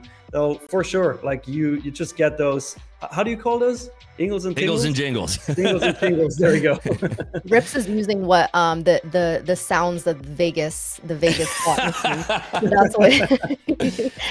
No, it's like that sixth sense that you develop as a trader. You do this for long enough, you'll start to notice that thing. I remember, in my first few years of trading, I'd constantly kind of trick myself that I'd be feeling that sixth sense. In reality, it was me just wanting to put on a trade, because as a newer trader, that's just what you want to do. You want to interact with the market. You want to start clicking buttons. Like that idea, that dangling carrot of, if I press the buttons, I could make money right now, kind of gets you washed into these trades that you shouldn't be taking. So it's something that you develop over time. To go back to your question, Miriam, it's something that you question. It's something that you go back to the beginning of, like, okay, what was I experiencing when I first started trading? And then fast forward years later, am I actually taking real setups now? And most of the time as an early trader, you realize I wasn't actually taking setups. I was just kind of jumping in the market because I wanted to click buttons. And then your more mature trader self, after years of interacting with the market, you're so much more choosy and selective. How many trades do you folks generally take in a day? I know, Nick, you said you're a momentum trader. Miriam, how many trades do you generally take in a day? I typically like to just be a one and done sort of gal. If I'm happy if I take one trade, like today, I'm very happy with my trade. So I'm not gonna push it. And I've learned the hard way that when I do try to just like add on extra trade, I'm now taking boredom trades. That's kind of how you mentioned, right? And now I'm just trying to add risk for no reason. So I'm a one and done gal. I love to just be done, especially in the West Coast, as you know, we talked about this earlier, but being done early is a gift. So for me, I'll probably sit out the rest of the day unless, something amazing just pops up. But even if I did take a trade today, I would probably take half my position size of what I took earlier, if not less. So most trades I will take in a day. I don't like to take more than 3. I've taken a lot more than that in the past, and I just realized it's not my sweet spot. So I think that's where I'm sitting at. Rips, what is it for you? How many trades do you take? It depends. We talked about at the top of the show, or when I came on, talking about market generated information and the landscape that we're in. On a day like today, where we don't really have a lot of planned news, and as I said earlier, when my connection is really, really bad, I'm already in the mindset that I'm going to be trading like Miriam, where it's sort of a one and done. And this is going to be the only trade that I took. That's going to be it for me today. It's a tremendous amount of money for clicking a few buttons and only interacting with the market for less than 5 minutes. And I treat that as a gift. For me personally, one of the greatest things about being a professional trader is the freedom that it grants us. And I never take that for granted. Every single day, I express gratitude for the breath in my lungs, the fact that I'm alive 6 feet above ground, and that I can trade these markets and I can make money from these markets. And like Miriam says, one and done, it's not just, I'm only interested in interacting with the market for a short period of time. It's more so that I'm granted this freedom and I'm going to take advantage of this freedom, especially being on the left coast of the United States. We get to enjoy the rest of our day. Most people who don't know, about trading all that much, they ask me, when does your workday finish? Generally before 7 o'clock in the morning, I'm done for the day and I get to go enjoy the rest of the day. And if you have a family, if you have kids, you have pets, you have a wife, whatever the case, wife, husband, whatever, you can enjoy the rest of the day with them and you're given that freedom. So like I said, I don't take that for granted. I think it's a huge advantage of being a trader. And, I try to keep my time in the market limited. However, if we do have a day where we're going to be laced with, let's say FOMC is on the horizon. Let's say we have some Fed speakers coming up. Let's say we have a big bond auction, like a 20-year auction like last week. Let's say we have something very juicy on the news schedule. I might come back and putter around on the screens and see if we can pick up any more trades for that. But generally speaking, my mindset goes to where Miriam's is. I like to be calm. I like to take my trades and I like to be done for the day early. Amen. Amen. Give it up for RIPS, everyone in the chat. W's in the chat for RIPS, because this is beautiful. Like what you just said, being grateful for what you have, being grateful for being alive and being able to do this as a living. Like this is such a blessing to be able to also be done and spend time with family. I mean, that's one of the biggest things that as traders, you know, I look forward to is spending time with my loved ones and having the freedom, right? We all look for that, right? And so, you know, W's in the chat, always be grateful. And, you know, we just love that you're here preaching that information. So thank you. By the way, little interruption here. Totally agree with you, Miriam. Little interruption. I know we're going into the highs here, but I still took a long here with 5 micros at 21.346 because it's a nice little bull flag breakout. I'm looking to move my stop pretty aggressively depending on how we interact with those highs there. But just wanted to clarify and be transparent about what I'm doing. Not that people see the trade on the screen and they're like, yo, what the fuck's happening here? That's awesome. I also want to really compliment Rips on what he said about the freedom from trading. That's a point I've always tried to make to people. When you first get in, especially if you're like under the age of 30, which more and more traders are coming in at a younger age now, you get the Lambo eyes, right? Like, you know, I'm looking at things and experiences and all that. And that's all fine and good. If that's what you're trading for, hey, it's your money. You do what you want with it. But the freedom, I always go back and tell the story about a year after my now fiance and I got together. We took a couple week trip to Hilton Head Island in South Carolina there. And the number of like forms and stuff that she had to fill out for her PTO and for, you know, to get somebody to cover do all this stuff. Like it was like 3 days of it. She was really stressed out about it. She's like, well, what do you need to do? I was like, I sent an email. Like I'm good. Like the people that come watch me, I sent an email. I'll see you in a couple weeks. Bye-bye. And I spent the next couple weeks mostly intoxicated on the beach. So it was wonderful. I did that. Like she had to keep going back and checking orders. And she's in supply chain management. But like for me, I was just like, okay, babe, you have fun setting up your orders. I'm gonna go to the beach bar and get another thing. I'll see you in a little bit. You know, so and it was great. Freedom too. is amazing. Was great too, Matt. Between pina coladas, you could be like, hold on, let me check the market here real quick, put on a little 5 lot and I'm out. Okay, that pays for this round. That's great. That's done. Yeah, the drinks down there ain't cheap. So yeah, it would need to be a 5 lot for some of those. So one thing that I want to bring up since we're talking about this right now, isn't it so interesting that when we all first started trading, how much market time that we had when we'd sit there and spend pretty much the whole day at the screens kind of absorbing in all of that market generated information. And now it's like we've earned the right to be able to just take those trades and kind of walk away from the market when we know it's going to be a slower day. Isn't that just such a weird duality between the two mindset shifts? This is such a good point that you just brought up too. Yeah, that is such a good point. And it's funny too, because, you know, we'll have days where we make these big, massive moves. And I don't know about you, I'm sure you probably feel the same at this point, but, you know, I'll look at that and be like, I'll catch the next one. It's fine. You know, and where people are panicking, they're like, oh my God, I missed this massive move. And I'm like, you realize this will probably happen again in the next, like, you know, 5 to 10 days. Like it's something where people think, oh my God, this is never going to happen again.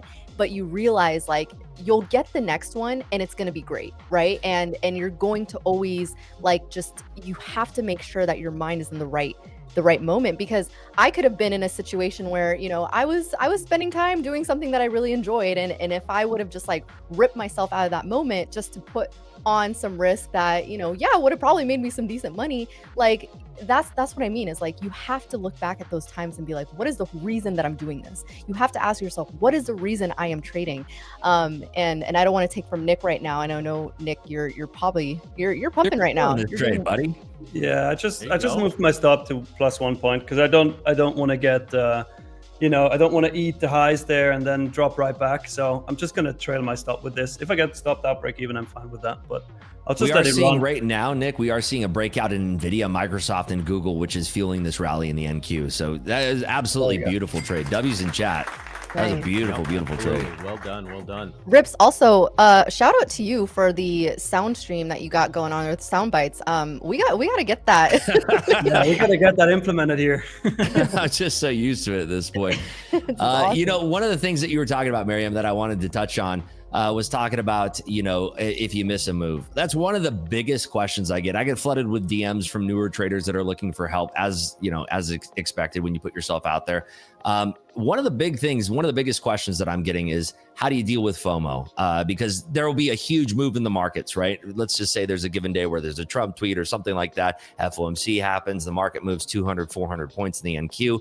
And I'll always get DMs that day from people saying, I missed the move. I had work today. Of course, the market moved like this. One of the things that I like to do, and this is for newer traders out there, we just talked about how Matt was enjoying himself on the beach and he was completely off for vacation, which is fantastic.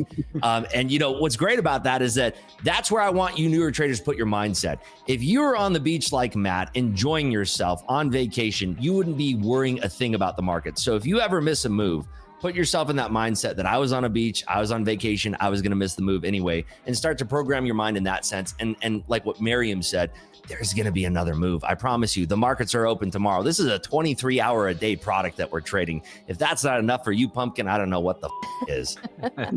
Well, that's exactly it. I'm a reformed chaser. I was somebody who chased, as I already explained, chased huge moves in just about everything. I actually had a post-it on my monitor for almost 4 years until it fell off. And actually, I upgraded the system in the monitors at that point that said, there will always be another trade. And that's it, especially in futures. There's always something coming. Maybe you got to wait a few minutes. Maybe you got to wait a couple of hours. Maybe you got to wait a day. But there is, good Lord willing, the creek don't rise. My grandma used to say, there's going to be a trade. The markets are going to be open the next day or the next day or whenever. And it's such a powerful mentality when you realize that. Not to go back to Mark Douglas way too much, but talks about how we don't have any power over the markets, but the markets don't have any power over us. The decision to trade, not trade, get in a trade, get out of trade, trail your stop, do all this is solely and exclusively ours. And it's one of the reasons newer traders struggle, because they're not used to that freedom in especially 50, 60 years old. You've been working jobs your whole life where you have a boss, you got support. Like, this is complete freedom, not only outside of trading when you're a successful trader, but within freedom within trading, you have to embrace that. Mm-hmm. I do want to touch on one thing you just said there, Matt. Sorry, if you had something to say. I was just saying I just got stopped out for 1 point, so break even, just Great. For transparency's sake. But let's get back to you. Yeah, one thing that you touched on there that I wanted to discuss was control in the markets. And one of the things that I had early on, the first 3 years of trading, was a huge epiphany where, as somebody, I've been an entrepreneur my whole life. And, when you're directing the ship, you have this level of control where things are going and you're planning things. One of the things that newer traders really need to be cognizant of is the lack of control that you have with the market's movement. You are never, ever, ever going to be able to influence which way the futures market is going, up, down, sideways, left, right. Hopefully it's not going left, but you're never going to be able to influence whichever way the market's going. Boy, that would mess with some traders in the morning. The one thing that you can control and the one thing that you can focus on mastering as a trader is where you interact with the market. That is what you have complete control over. So when you're sitting there and you enter a trade, and let's say you go long and suddenly the market drops, the floor goes right beneath you and you forgot to put a stop on and you're blowing accounts. That's not the market's fault. That's your fault, because you're interacting with the market. And you need to learn how to accept that that is your only point of control in the market, is when you're interacting with it, not which way the market is moving. Now, equities are a different story. If you're trading small caps, trading a huge account, yeah, you can influence where markets are going. But as we're all trading the futures markets here, you're never going to be able to influence where the market goes. So you need to learn how to understand what your control is. And your control over is yourself. That's it. 1000%. It's always, don't be a thirsty trader, guys. Don't be a thirsty trader. Like I always say too, and if you need to write this down somewhere, I mean, tell yourself that, right? Whatever will help you. If you're a kinetic learner, you got to write things down. That's how I learn. And I don't know, Rips, if that's something that you did in your early days, but like, always have a plan, right? Like, that was something we came on this morning. We talked about our plan. I told you guys I'm looking for below VWAP. I took my setup. So whether, I don't have to do it anymore today, like I used to be able to, or not used to be able to, I used to have to write it down and say, all right, I'm going to take this level here, I'm going to take it to here. And now it just comes naturally. But you have to start building those sort of parameters for yourself, as you're saying, Rips, and be able to like actually follow those rules, and say to yourself, like, I will take another trade if it fits my rules, because as time goes on, and if you're taking these trades that don't fit your style, they don't fit your type of psychology or your mental fortitude, you are taking these sort of trades and you're putting on risk. And if you're actually making money off of these bad trades, that's doing more harm than good.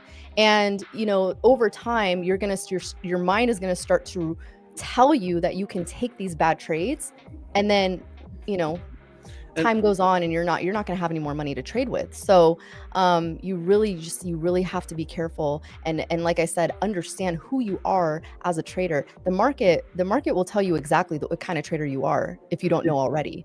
So it's so funny, Mariam. Like, this right here on the screen is literally a perfect visual representation of our discussion that we just had. Like, I got bottom ticked break even, right? And now it's going. And usually in the past, when I started trading, this would have gotten me on tilt, like straight away.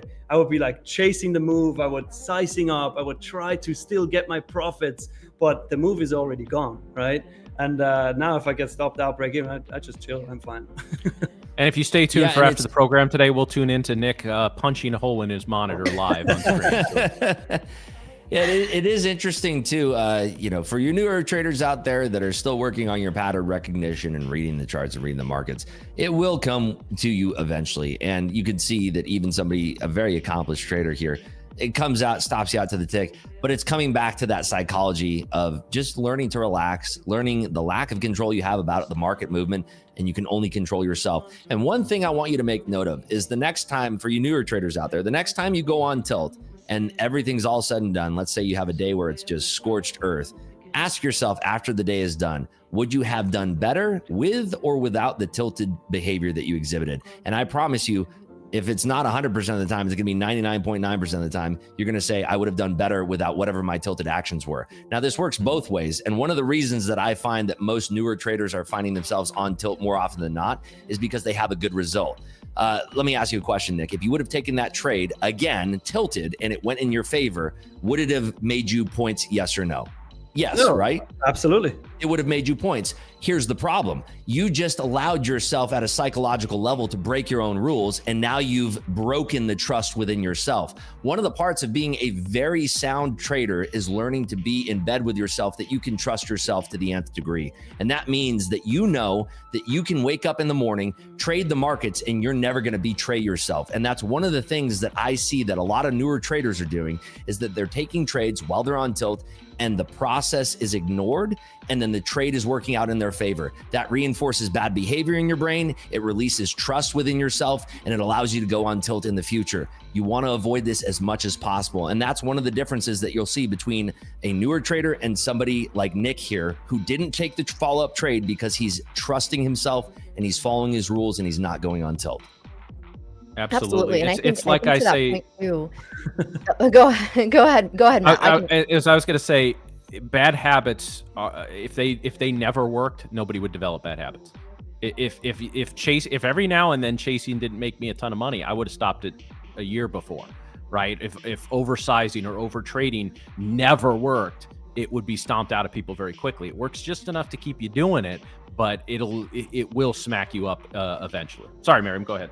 No, I mean, that's a great point too. And it's, going back to what Rips was saying, is it's having that self-respect, right? Like, you respect yourself enough to know that, you trust yourself, right? And you're building that confidence with yourself, and confidence stems from that self-discipline and self-respect. Like, what are some ways, and I guess this kind of segues into my next question, is what are some ways or things that you do off the charts that kind of, bleed into your day-to-day trading? It's interesting. There's a lot of people out here who have a problem with what I'm going to talk about next. It's mindfulness, meditation, and projection. And it's one thing that I've carried out through my entire life, whether it's been with the businesses that I've run or the trades that I've taken, the poker I've played. One of the things I can find myself doing is going into a deep meditative state and projecting exactly what the result is that I'm trying to achieve. So if I want to have a day where I'm playing poker and I have a massive, massive session, I'm visualizing myself shuffling the highest denomination of chips. And what does that feel like between my fingers? What are the pots that led me to that? What are the hands that I played that got me to that? And I'm walking myself through this mentally as if it already happened. What this does is it programs my mind to be in a state of acceptance for this to be a reality. And a lot of people out there aren't going to vibe with this, and that's totally fine. But it's something in my life that throughout every single thing that I've done, I've found success in doing this. So a big part of it is visualizing myself taking green trades. Now, one of the easiest ways for me to get locked into this state is to visualize over the last month, what are some of the best trades that I took? What did I feel like on a psychological level when I was taking those trades? What did the wins feel like? What did it feel like when I saw that moment that I should open that trade? What did it feel like when I closed that trade? And putting myself in that state of mind opens up that door to being in this level of acceptance that it can happen again. Wow, that is so powerful. I cannot agree more with that. I found a DVD set like 12 years ago, so even before I got into trading. I still remember the professor's name, Mark Musa, I believe it was. It was one of the great courses, and it was mindfulness. Is 8 discs, and I watched every single one of them. And I can tell you right here, like you said, you start bringing this up when it relates to trading, and some people roll their eyes, but that was life changing to me. It literally was. And it was. Now, it took me a few years to integrate that into my trading and to do some of the same visualization stuff that you're talking about. But I would not be sitting here with the success I've had in both my personal life and my professional life if not for that set. And I just came across it. I think I came across it like a Goodwill or some shit. It was just one of those moments that you look back and it's like, wow, like that was, I don't care if you're a faith person or you believe in fate or what, like I was meant to be there to see that and to integrate it into my life. I could not agree more with what you just said. Yeah. And, you'll often find, too, people that are caught in this cycle of self-loathing or despair, they can't wait to tell you about how hard life is, how nothing's working for them. And they're caught in this self-projection loop of, oh, everything's the hardest. I'm never going to be a good trader. Life is so hard. I can't make any money. And that's all they talk about. One of the traps I think that people put themselves into is just vibrating on that frequency where they're over and over just repeating that to themselves as if it's a mantra that I'm not successful. I can't figure out this trading thing. It's so hard. I'm never going to break through. And if that's all you're thinking and talking about, that's generally going to be the reality you create. And I know it's really hard when you're down in the dumps, right? I grew up super poor. I pulled myself up from my bootstraps and I was self-funded throughout all of my business for everything. I had to put myself in that state forcibly, and it wasn't easy. So anybody out there who's in a bad state of life right now, it's okay. You can control the change over that. You just have to put yourself in that right mindset. It just takes time. Now, it's not that you're going to go to bed one night and project very good thoughts and say, I'm going to wake up, I'm going to be rich. What it's going to do is it's going to put you in a frame of mind where you're more accepting of the possibilities that are out there. So when you're opening up your mind to saying, hey, I want to be successful at trading, I can figure this out, it's going to come to me eventually, you're going to start ignoring those thoughts of doubt. And when you're putting on trades, you're going to find yourself confident in those trades when they're working out in your favor. And maybe if a trade doesn't immediately work out, you say, hey, this trade isn't worth my time. I'm stopping out right away. So try it the next time you're trading. Try it the next time that you're getting ready for a session. Put yourself in that mindset of positivity rather than self-doubt. Words are spells. Beautifully Words said. are spells. The chat is recognizing the wisdom, the rips. Like they're all giving you tons and tons of compliments. Like they enjoy this session so much. So thank you for dropping that. Absolutely. Yeah. I think it's something that people need to hear. Oh yeah. Yeah. That's huge. I mean, you talked about visualization as, something that it's really important. It's really important. I mean, putting in the work is also equally as important, but you can't just like manifest something and then it happens, but you definitely have to put yourself in that mindset, and, talking yourself in a negative or self-deprecating way is not going to aid in that sort of process. So thank you so much for bringing that and your insight. Your insight today has been amazing. W's in the chat. Let's hear it, guys, for Rips. We're getting some nuggets today. So I hope you guys are enjoying the stream. You are enjoying Rips. Hit that like button, subscribe to our channel, and make sure that you show our awesome guests some love today. One of the other things that I would say that newer traders should focus on too is building a strong routine. I think that a life without discipline is a life that is difficult to live. A lot of people out there do struggle with discipline, and that bleeds over into their trading. One of the things that you can do is take it step by step. If it's something as easy as I'm going to start waking up at this time, which is a little bit earlier than I generally wake up. If you can start proving yourself in small, simple steps, you can wake up a little bit earlier, you can eat a little bit healthier, you spend a little bit more time on mindfulness or spending time connecting with your loved ones. It's little baby steps that move to bigger change. And I think that having discipline is a key part to being a successful trader. When I talk about discipline, what comes to your mind right away, Matt? What's the first thing that comes to your mind when you hear the word discipline? Oh boy, I would say Matt cut out again. He was just about to throw some heat too. Yeah. He was going to drop the biggest knowledge bomb on us right It's there. always Rips asking a question, then Matt comes with a gold nugget and nobody gets to hear it. We gotta go back to the AirPods very, very momentarily. I can hear, okay, we can hear you. We can hear you good. Yeah. So honestly, for me, my life is so integrated. At least professional life is integrated with trading. Is when I think of discipline, I think of discipline to not be in a trade at various times. But I will echo what you said, Rips. There, it's like I've said this many times, and people, I don't think I wouldn't have got it early in my trading career. So I try to be patient with newer traders here. That I usually say, if you find a successful trader, and I mean year over year successful trader, not somebody who's a flash in the pan for a couple of months, you're generally going to see somebody who has their shit together, right, behind the scenes. And I don't mean their life is perfect or anything like that, but I just mean in general, it's somebody who can deal with shit, who can handle shit, who is somebody who, if there's something going wrong in their life, they're going to make some attempts to fix it and ultimately probably do that. I haven't gotten deep into it on this show yet, but the people behind the scenes know the story that I just recently, my fiance and I bought a house. We moved in November. And Congratulations. That's huge. Well, thank you. And one of the key reasons we bought this house was the room I'm sitting in right now, this beautiful finished basement. Well, I'm not going to angle the camera, but needless to say, about 2 months after we moved in, the basement flooded with 6 inches of water. So it's now a half finished basement. It's not to say it's finished from the waist up. And so we're in the process of getting, actually probably in about a month, we're going to start taking bids to redo the whole thing. And there's a few things I'm going to add down here since we're ripping it all up anyway. But like, I remember as that's happening, and I remember some neighbors of ours telling us like that happened to them as well. And it just like, they froze. And he was like, yeah, I didn't really know what to do. So it's like 2 days later, the water's still sitting in his basement. I'm like, dude, what are you doing?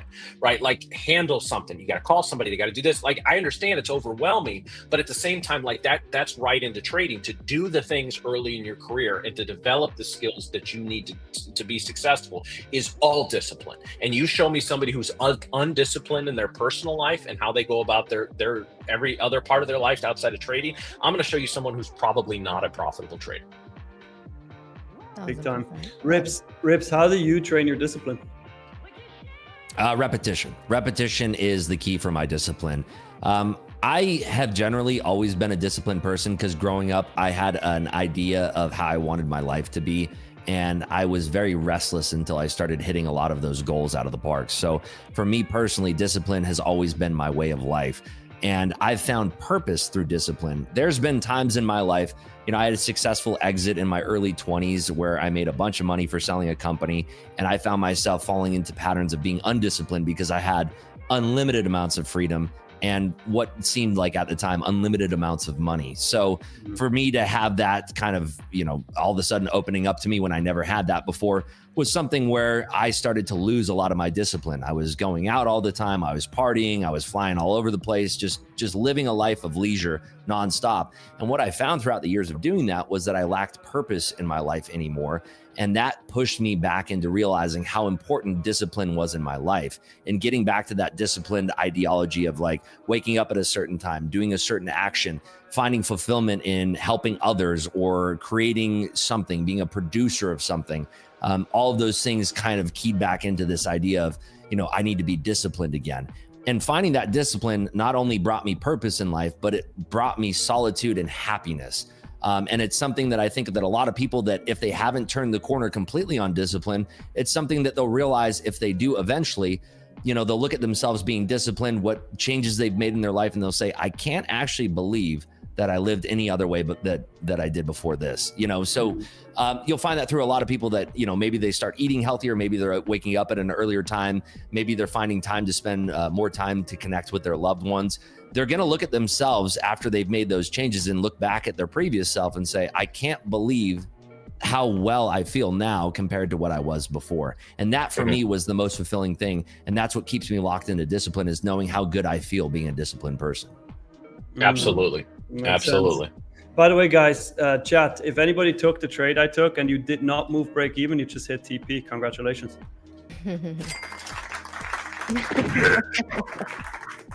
We're gonna have to get on that. We gotta get on Rip's level right now. Yeah, I'm reading in chat here. Mike Trade says, "Get comfortable being uncomfortable." That's a really great saying, and it couldn't be more true. But one of the things that you'll be finding is that by being uncomfortable and becoming more disciplined, you'll find comfort in that discipline eventually, and you'll look back to where you were before when you were comfortable being undisciplined, and you'll say, "I could never be that person again." And I think that you'll find everybody here on stage is a very disciplined person. They're all professional traders. You have to have a certain high level of discipline to take on this business. And I think that that's a lot of things that, as newer traders, we don't want to swallow that pill. We don't want to look and say, well, I can just click a couple buttons and I can still do whatever I'm doing. It's not necessarily the truth. You need to find it within yourself to make those discipline changes, because if you're not, trading is probably going to be a little bit more difficult for you than it should be. Absolutely. Hardest way to make easy money. Very true. Very true, Miriam.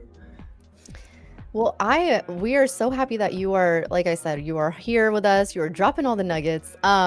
It sounds like we might be doing a giveaway soon. So we want you, though, to be picking the winners from the chat. This is going to be for a 50K straight to funded account. So we're going to be having a giveaway just before you hop off here.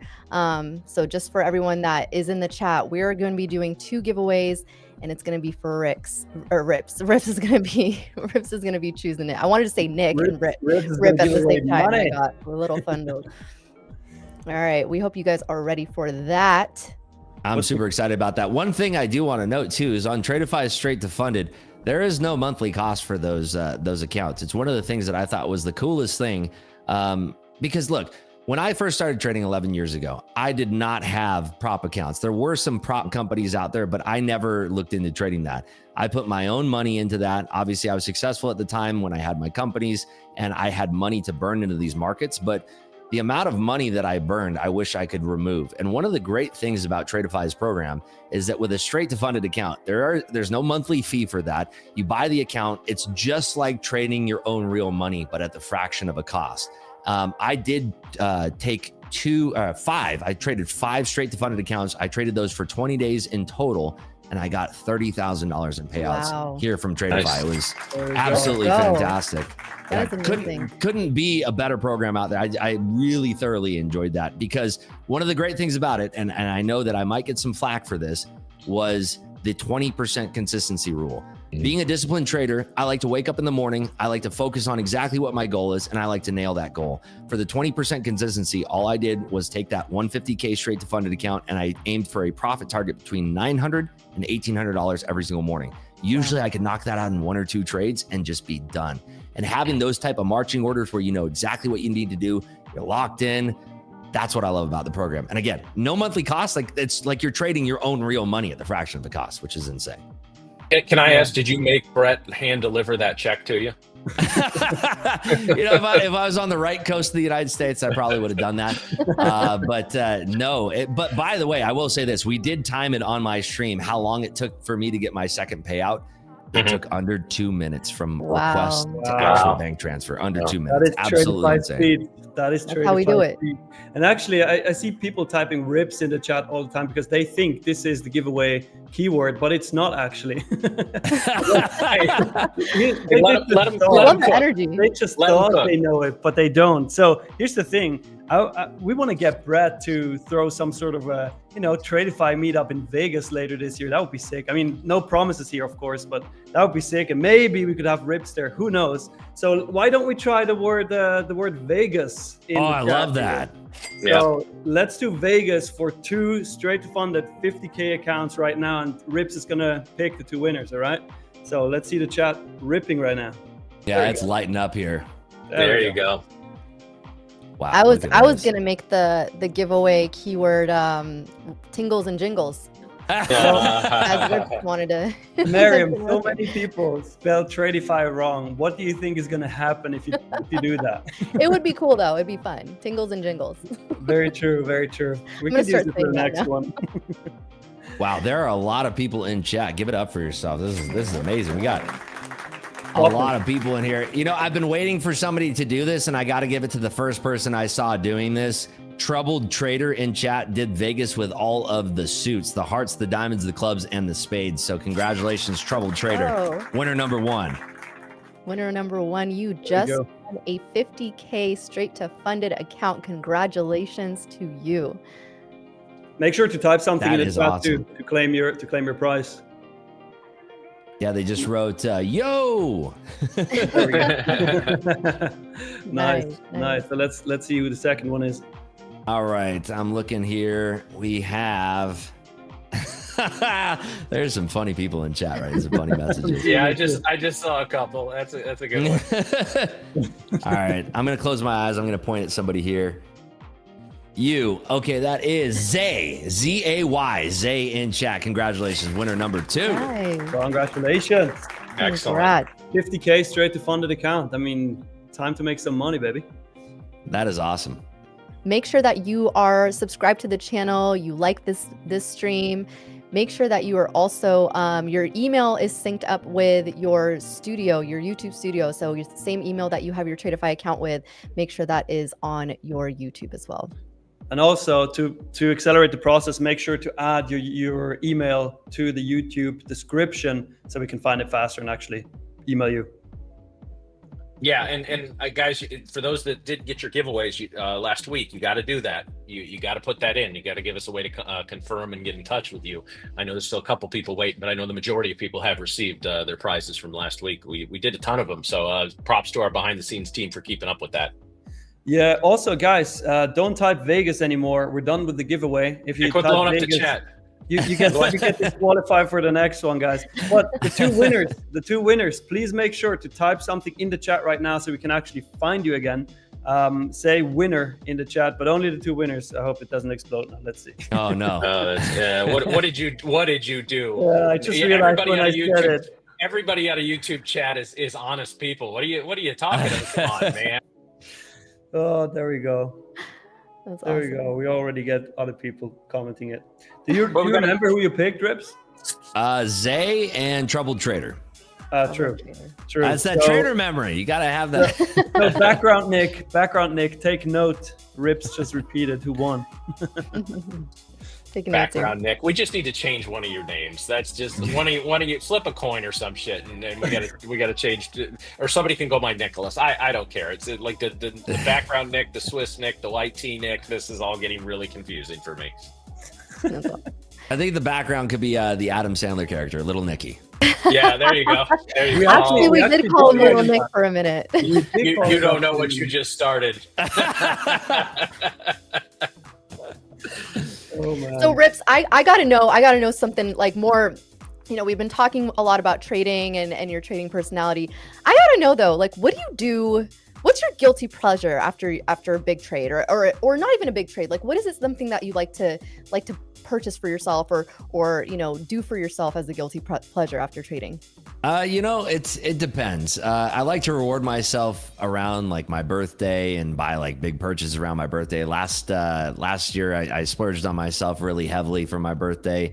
This year, I plan to do it again. But me personally, I find a lot of pleasure derived by helping out other people. And that usually ends up going to my wife.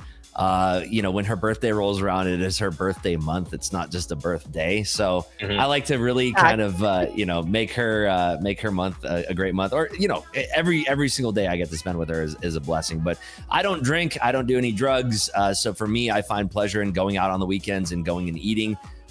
In Vegas, we have thousands of top tier restaurants out here. So one of the guilty pleasures that I like to do on the weekends is going out and just enjoying ourselves. And if not that, just spending time with friends, and the freedom, like we talked about at the top of the hour, the freedom that trading gives us, spending time with my wife, with my 2 Bengal cats, going out in the pool and just really enjoying and relaxing. I love it. I love Trader life. Men, take notes, by the way. Birthday month, not birthday day. I have a feeling it's Miriam's fiance just got a little lighter in the wallet without yelling. Oh yeah. This This one's for you, babe. No, he knows.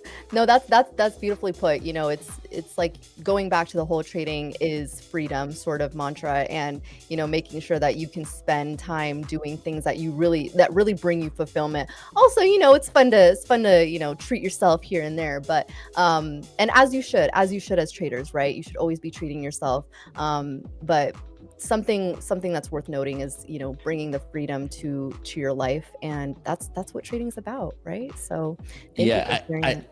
Yeah, and I think that, setting up rewards for yourself in some way, shape, or form makes a lot of sense. So like if you're gunning for that very first Tradeify payout, you can kind of say, once I get that Tradeify payout, I'm going to do X, Y, and Z for my wife, my husband, my girlfriend, my boyfriend, whatever the case. I'm going to do something really, really nice for them.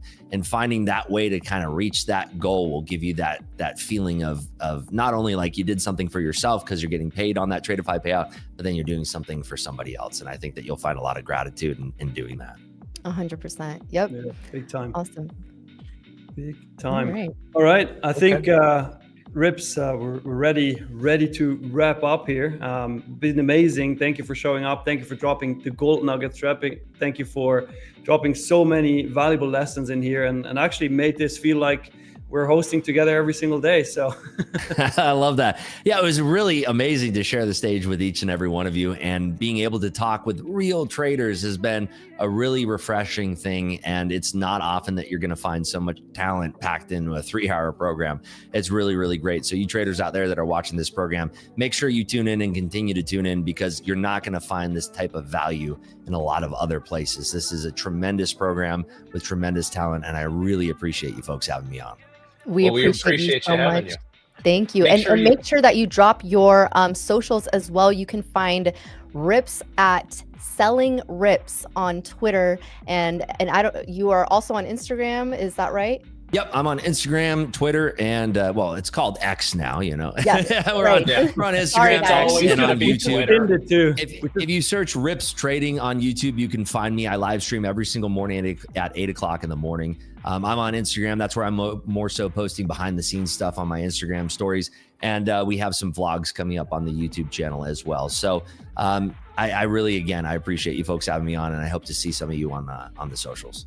Absolutely, and we're gonna send Brett to beg you to come back on at some point. So maybe I would love to come back on if you folks would have me. That'd be legendary. We will send Brett to Vegas to personally invite you with your next payout check. So I think we ought to do a joint stream out here in Vegas. What do you think? Let's we set do a it. major studio out here and we make it happen. Bring your Bengals. Absolutely, no problem. Thanks, everybody. Thank you so It was a real pleasure. I'll see you next Thank time. you, Rips. Thank you, Rips. Good luck in your session today. Okay. Thank you. You too. Thanks so much. You too. All right. What a banger. Wow, that was fantastic. Wow. Oh my God, that was fantastic. Great. That was great. Yeah, Guys, put a W in the chat for Rips. We want to see that explode. And also make sure to like the stream as Rips told you to, and subscribe to the channel as Rips told you to. That's not me saying that. That was Rips. All right. Absolutely. One quick thing that I want to put a nice little bow on this before I'll let you guys kind of sum up a little bit what we heard. But I know, listen, when we sit here and we talk about mindset, we talk about meditation, we talk about trading psychology, this stuff ain't sexy. It's just not. Right? Like, you want to see us constantly in trades doing all this, like, running on the hamster wheel. And I get it. I was the same way. But guys, you now have 4 traders, the 3 of us in Rips. And listen, we've all been doing this for quite some time. Rips is the most successful of all of us. He just showed you, talked about how much money he's just made this year, let alone, everything else he's done in his accounts and entrepreneurial endeavors and all of that.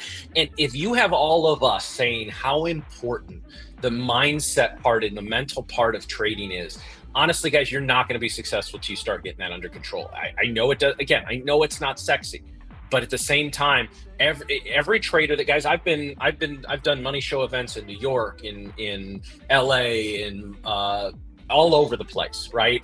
And I can tell you, I've talked to some of the people you see on TV. Now, some of them are just entertainers. I get all that. But I've talked to people, guys, that make more money in 5 minutes than some of us make in a year, even successful traders. And they'll all tell you the same thing. If your mental game is not on point, you're going to struggle and you're going to have big losses. You're going to blow accounts. So, Miriam, I'm a stubborn person. So if I can get it through my head, I think some of our viewers can as well. Well, I'm glad you finally admit that, first of all. Second of all, no, I wholeheartedly agree. And even for me, I'll admit I am a very stubborn person as well. And it's something like the market will teach you who you are. And I know I say that so much, but it's so true, right?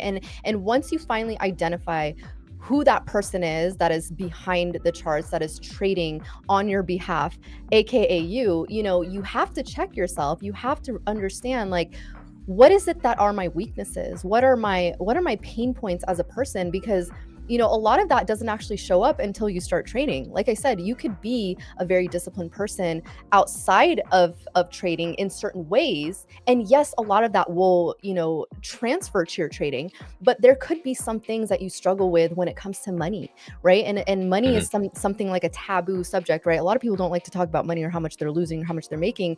And, you know, in trading, it's very much out there, right? And you are faced with that sort of dilemma where you have to identify what is it that my patterns are when it comes to money. Am I someone who is more of a fear-based trader? Am I someone who just trades in chaos and likes that sort of environment? Well, you know, you have to adapt to the kind of trader that you are, and which is why journaling is so important. And you know, beautifully enough, that we have a journal, a trading journal on Tradeify. So if you are trading on Tradeify, you get to see what your issues are. You get to go back and look at your trades. You get to go back and, you know, identify and journal and talk about, you know, or write down what you were looking at and what you were feeling in that moment. So it's really a beneficial tool. And if you're not using it, I highly recommend that you are utilizing that tool, because it's so useful.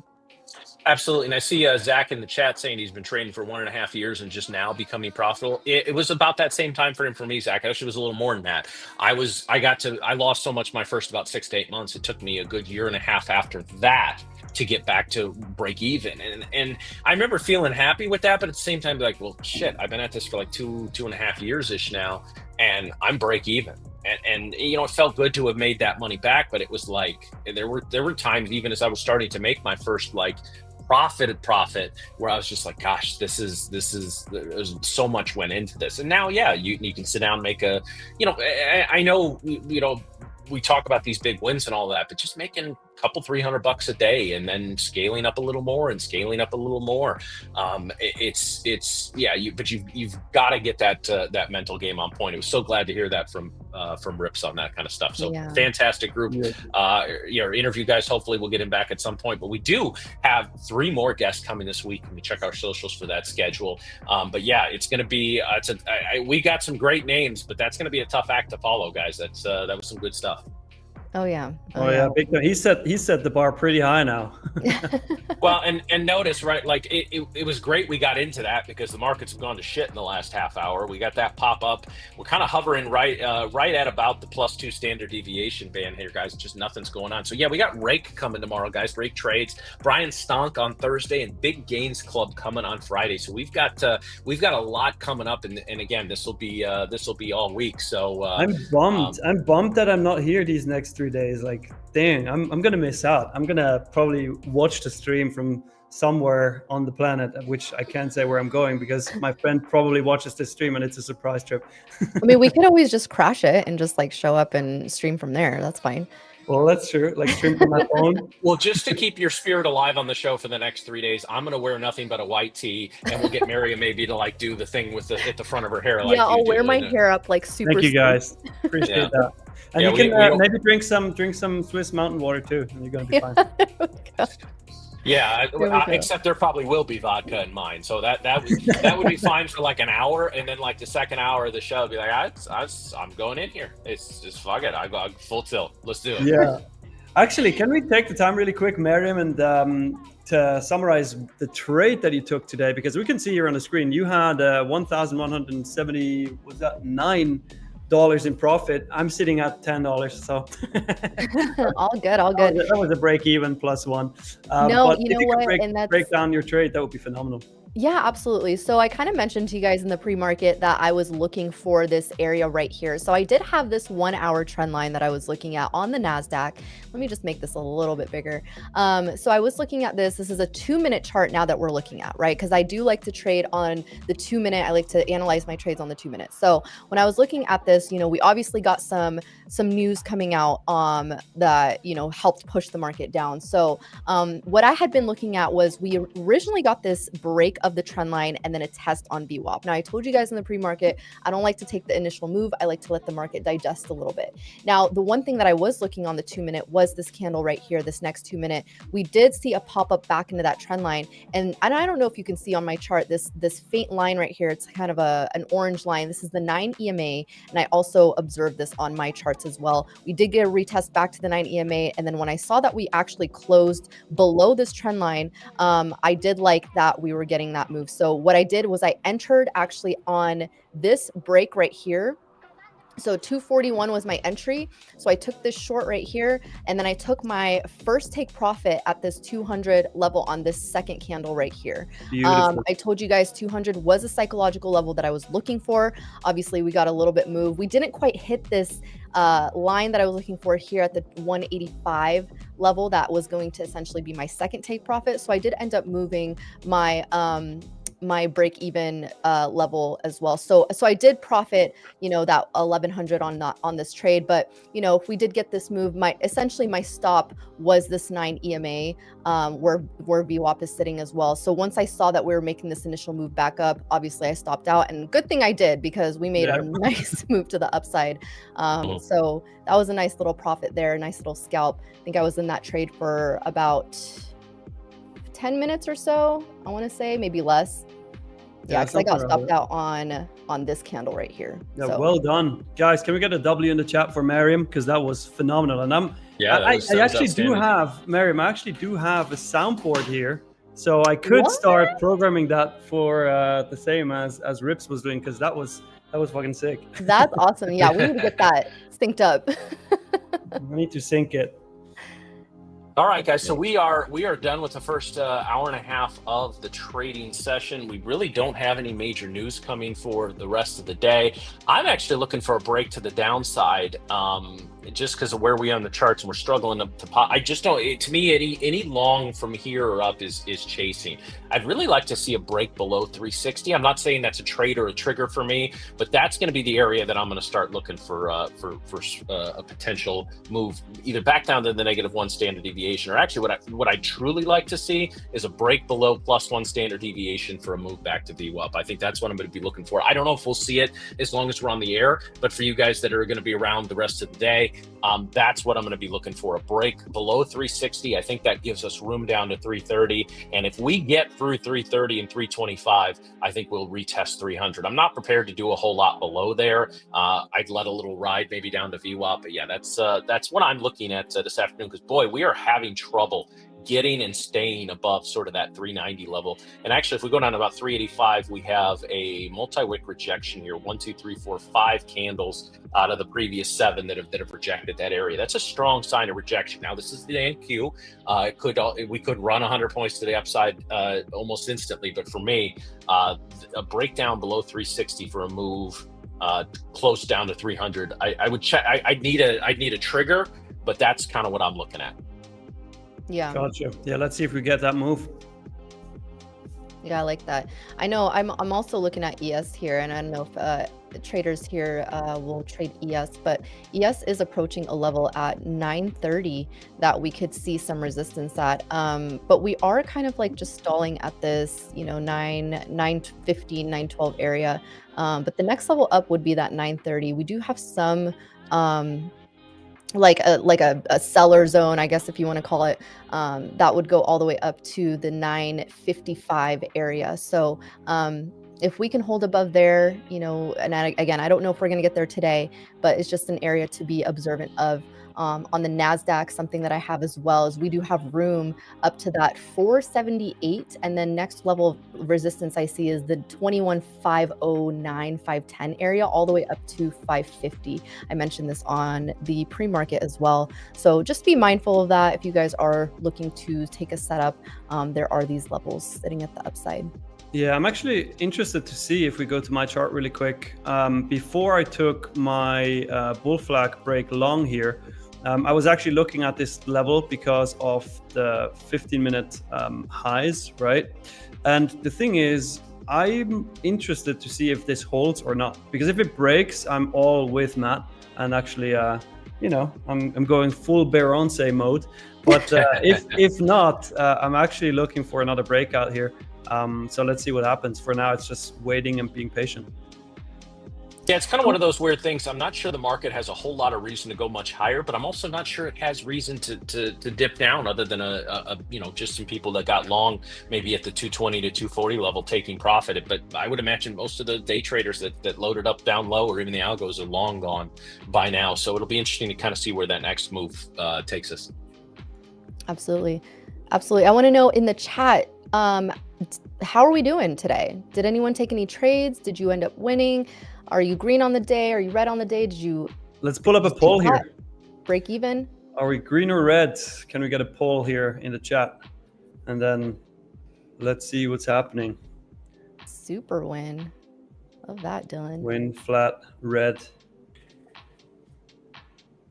Green up 1 hour. Nice. Congrats. Up 300 plus 958. Congrats, guys. That's good. Up 600 in the 150K. Nice. Oh, we got a fold there. Nice, nice. All right. Green up 600. Green up 1K. The real Tony Smith. Shout out. No trade, no trade. And guys, by the way, if you didn't take a trade, that is good. Like, having the patience and not just jumping in because you feel like jumping in, that is actually good. Not being in a position is also a position. Absolutely. Yeah. You don't always have to. But if you're somebody who's hesitant a lot of times because you got burned in the past, though, that's a separate issue. Under trading is a thing. Now, it's not nearly as common as over trading, especially in the prop space. But yeah, that can be a thing too. I've worked with traders like that over the years who got burned quite a bit. I've worked with traders that have lost 7 figures, and getting them to even take a one contract, like a one micro trade, becomes very difficult at that point, because they just freeze up if it goes against them. Yeah. Yeah. And totally. I don't know what's going on. We had this last week already, but in the poll that we just launched, we had 133 votes so far, and 71% are green again. Like, the Tradeify traders are just, I don't know, magically beating every odd and statistic. Or the ones that are red just aren't participating in the poll.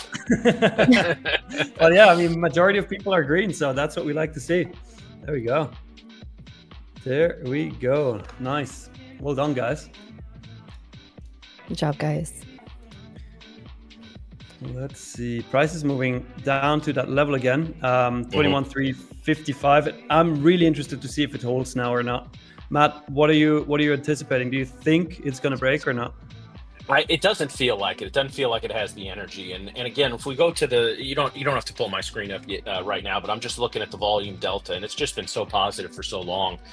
Basically, since the open, most of our candles have shown a green volume delta. So for me, I just don't know if there's a downside momentum. I think there'll be I thought we were going to crack on that last candle. I was watching for a move down to about 340 or the -1 or +1 standard deviation.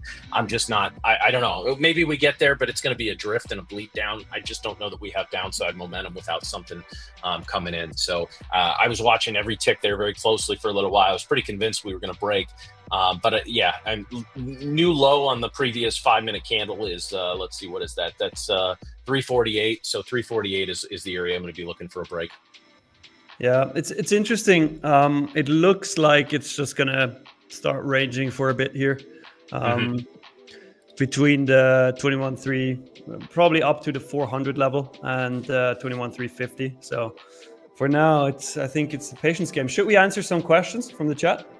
Yeah, guys, let's. We got a 30-minute left on our stream today, so we always like to open it up to as many questions as possible. Especially, there will be days we're going to not be able to take any questions because there's a lot going on and we're trading and all of that. But in these environments where we get kind of range bound after that first hour of the New York session, it's a great times to throw in your questions. Yeah, guys, I believe the promo is done. That was Brett said that was basically a 30-minute.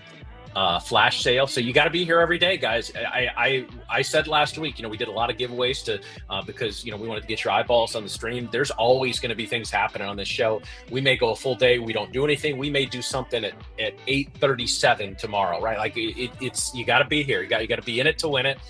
We want to be a part of your trading day and a part of your daily trading routine. So, have us on in a corner of your screen, and anytime there's some great sales, 40% off is fantastic. I haven't seen that before here, but you got to be here to get there. Matt, I actually see people who missed out on the RIPS promo here. And guys, yeah, you're gonna miss out if you're not subscribed to the channel, if you don't have notifications on, if you're not showing up, you're gonna miss out on some really sick promos and giveaways. So I hope tomorrow that's different for you, whoever missed out now. But a lot of people also caught it, so congrats if you did. Let's see. We're gonna get questions now. One thing I want to remind everyone on the questions though is that if it's about something specific to Tradeify, account rules, or all that kind of stuff, we really encourage you to join the Discord and ask those questions there, or check out the FAQ on the website. We want to be careful since we're new to Tradeify. We're still, Brett did a great job taking us through all the accounts and all of that, but we're still kind of new to it. So I don't want us to misspeak and give you a wrong answer on something, because then sport's going to be like, well, that we don't do that. And you're, well, Matt on the stream said that. Are you telling me Matt is stupid? And sport's going to be like, yeah, Matt's kind of dumb, but we hired him anyway. But yeah, so they basically try to stay away from those, and because there's forums for that. We want to talk about your trading. We want to answer any questions you have on that. But yeah, that's I just wanted to throw that out there. Yeah, there we go. And actually, I just got word we're about 128 subs. Well, that sounds weird, about 128, but we're about 130 subs away from 10K, guys. So if you could sub to the channel right now, that would be sick to see that 10K number by tomorrow or end of today. That would be amazing. Great question by Bodie Trades there. You want to take that one, Nick? Yeah, go ahead. It's in the chat. What's the question? How long did it take you guys to have a solid set of rules that you adhere to? Yeah, good question. For me, when I started trading, I had no rules. So it was like me pressing buttons and just doing whatever I felt like. And then very quickly I realized that is not the way to go. So within my first month of trading, I talked to other friends that I knew were trading, and I asked them, like, how do you handle losses? How do you handle wins? How do you handle trades, or like days where you can't take a trade? And they told me you got to have hard rules. And back then, I didn't really understand what that meant. I just started setting rules. Like, for example, I said, oh, no more than 10 trades a day, which makes zero sense, right? That's way too much. But I started to learn that I have to set certain parameters, certain rules that I stick to every day in order to, follow a plan and not just go crazy in the markets. So I think it was around 5 to 6 months into my journey was when I started to really fine tune the rules that I have now, which are, first of all, no more than 5 trades a day, like absolute maximum. If I have 2 losses in a row, I stop for the day, I lock myself out. If I hit my DLL, I lock myself out, my daily loss limit. Also, never ever add to losers, right? Because that was another thing that I did that I had to overcome. But these rules, I adapted them over time, right? I fine-tuned them, and I still do. If obviously now it's over longer time span, but if I found something in my statistics, if I go into my Tradeify journal, for example, and by the way, guys, if you trade with Tradeify, you know that we have an amazing automated journal that shows you everything, gives you insight into all the data. And if I go in there now and I spot certain things, for example, let's say whenever I have more than 3 trades, I usually tend to lose. Well, I would then look at it in more detail and actually switch or change or fine tune my rule. So I go like, hey, after 3 trades, I stop no matter what, or something along the lines of that. So for me, it's a constant process of fine tuning them and becoming better that way. How about you guys? Yeah, that's a really good point. I mean, journaling is really going to teach you where your patterns are and, where you need to fine tune your strategy. And that's kind of what goes into this next question that I see here. It says, when building a strategy, how do you know when it's too complicated? Learn to read a candlestick. That's literally this, as basic as I can make it, is learn to read a candlestick. And if your chart is looking like too chaotic, there's so many indicators, you're using the MACD and the RSI and the ATR, the trend lines, and you just got a lot going on your charts, clear it all out. Just clear it all out and and build a strategy from there. Because as simple as you can make it, the thing with trading is trading itself, right? If you strip out all the mental side of trading itself is actually very simple. It's not easy, but it's simple, right? You really don't need a bunch on your charts to make trading work for you. The problem that trading, you know, when it becomes hard is when you add the emotions of being human, right? So the more that you can simplify your charts, that's where your strategy is. Now, your strategy can also involve your mental fortitude, as it should, but you know, it really should just be as simple as clearing out your charts and just learning to read a candlestick. So don't overcomplicate it. Just learn the basics, learn how to read price action, and you really got like 80%, 90% out of the way. Absolutely. Well, we got 23 minutes left on the stream approximately, guys. I want to specifically ask you if you have any questions for Nick, because Nick is not going to be with us for the rest of the week for reasons he already explained. So if you have any questions for Nick, like exactly how many white t-shirts do you have in your closet, or how much vodka do you typically drink during an average trading session, now is the time to get into that. I love it. Let's see how creative people are. But I mean, from judging from the energy that we see in the chat and the stuff that people have typed in the last 3 streams that we did, I expect some pretty creative stuff here. both serious creative and comically creative. I'm waiting for both. Well, right. Anything. Nick, do you use a stop loss? Yes, I do. Nick is a full port Friday sort of guy. Yeah. And to be more specific on that, usually my stop loss is at around 15 points. I like if it's smaller than that, but that's my usual average. Actually, we can kind of rapid fire those if you guys look out in the chat for questions. What specific mental strategy would you recommend to overcome getting too funded and then blowing an account? Honestly, taking for the first 30 days that you trade the account, like the funded account, take 1 trade a day. Make it a hard rule with a stop loss. So I once had I don't have this rule anymore because this wasn't designed to help me from over trading or tilting or anything like that. But I had an 0 for 2 rule. If I went 0 for 2 to start the day, and I had specific stops set in place, so 0 for 2 for me meant down. I think it meant down about $900. But if I started 0 for 2 on the day, I have to step away for at least 30 minutes. Initially that rule was stop trading for the day, and then it was stop trading for the morning, and then it was step away for 30 minutes. And I still, if I start my day with 2 losers, will at least take 15-20 minutes and not trade, because because part of it is I got to go back and look at those 2 trades a little more closely. If they were trades according to my setups and they just didn't confirm and work out, okay, I'll take the cuffs off and go back to work. But if there was any sort of indication in those trades that it was not the type of setup or the type of risk reward that I'm looking for, then I'm going to step away and say, okay, what's going on mentally? I'm not quite there right now. What am I not doing, or what am I doing too much of? And so I'll do a little mental self check at that point. Nice. We have some more questions coming in now. Somebody asked, when do I start moving my stop? For example, if I'm in a trade, I mean, let's take this example today because I did move my stop, right?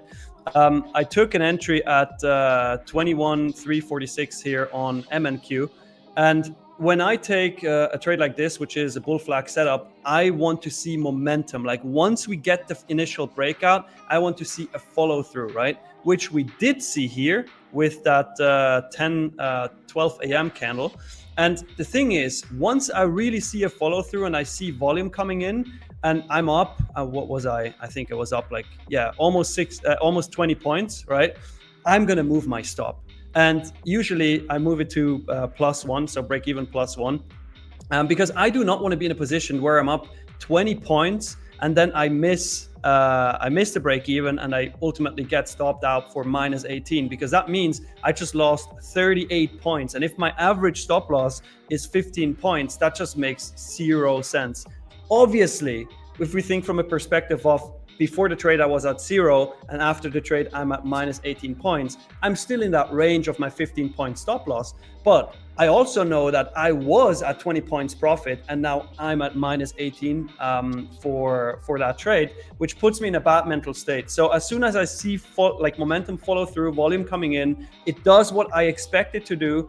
I start to move my stop to a position where I know, hey, this is a risk-free trade. Hope that and Bodhi brings up a good point there that he won't start protecting those about 60 to 75%. And there's some strategies that's the case. There's some strategies I will shift up and go what I call risk off at halfway to my profit target. And there's some I don't touch it. It hits my first profit target or it hits my stop loss.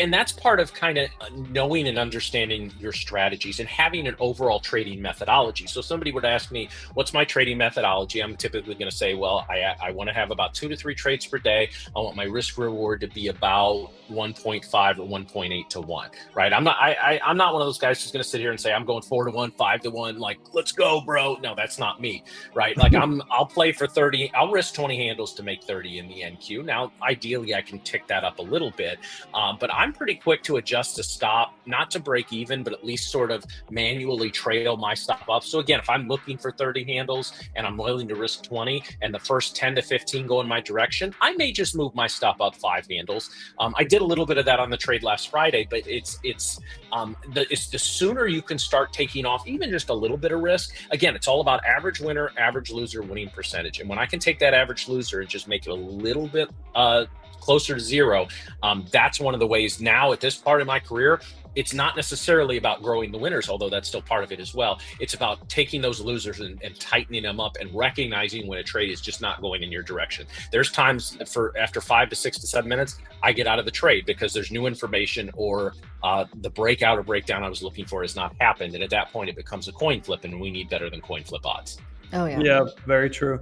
Also, I see multiple people asking if I will be live for London session since I trade London session. I think that's the plan for the future of Tradeify TV. We are going to have a London stream. Nothing confirmed yet, but I think Brett is eyeing that option, and I'm definitely down to do it. But not going to be anything. Not going to be anything until we get to 10K subs, guys. Well, that's going to be done very fast. Can we get it to 20K first? Hey, let's go. Hey, you gotta run before you walk. Some rapid fire questions. Somebody, the real Tony Smith is asking Gruyere or Brie.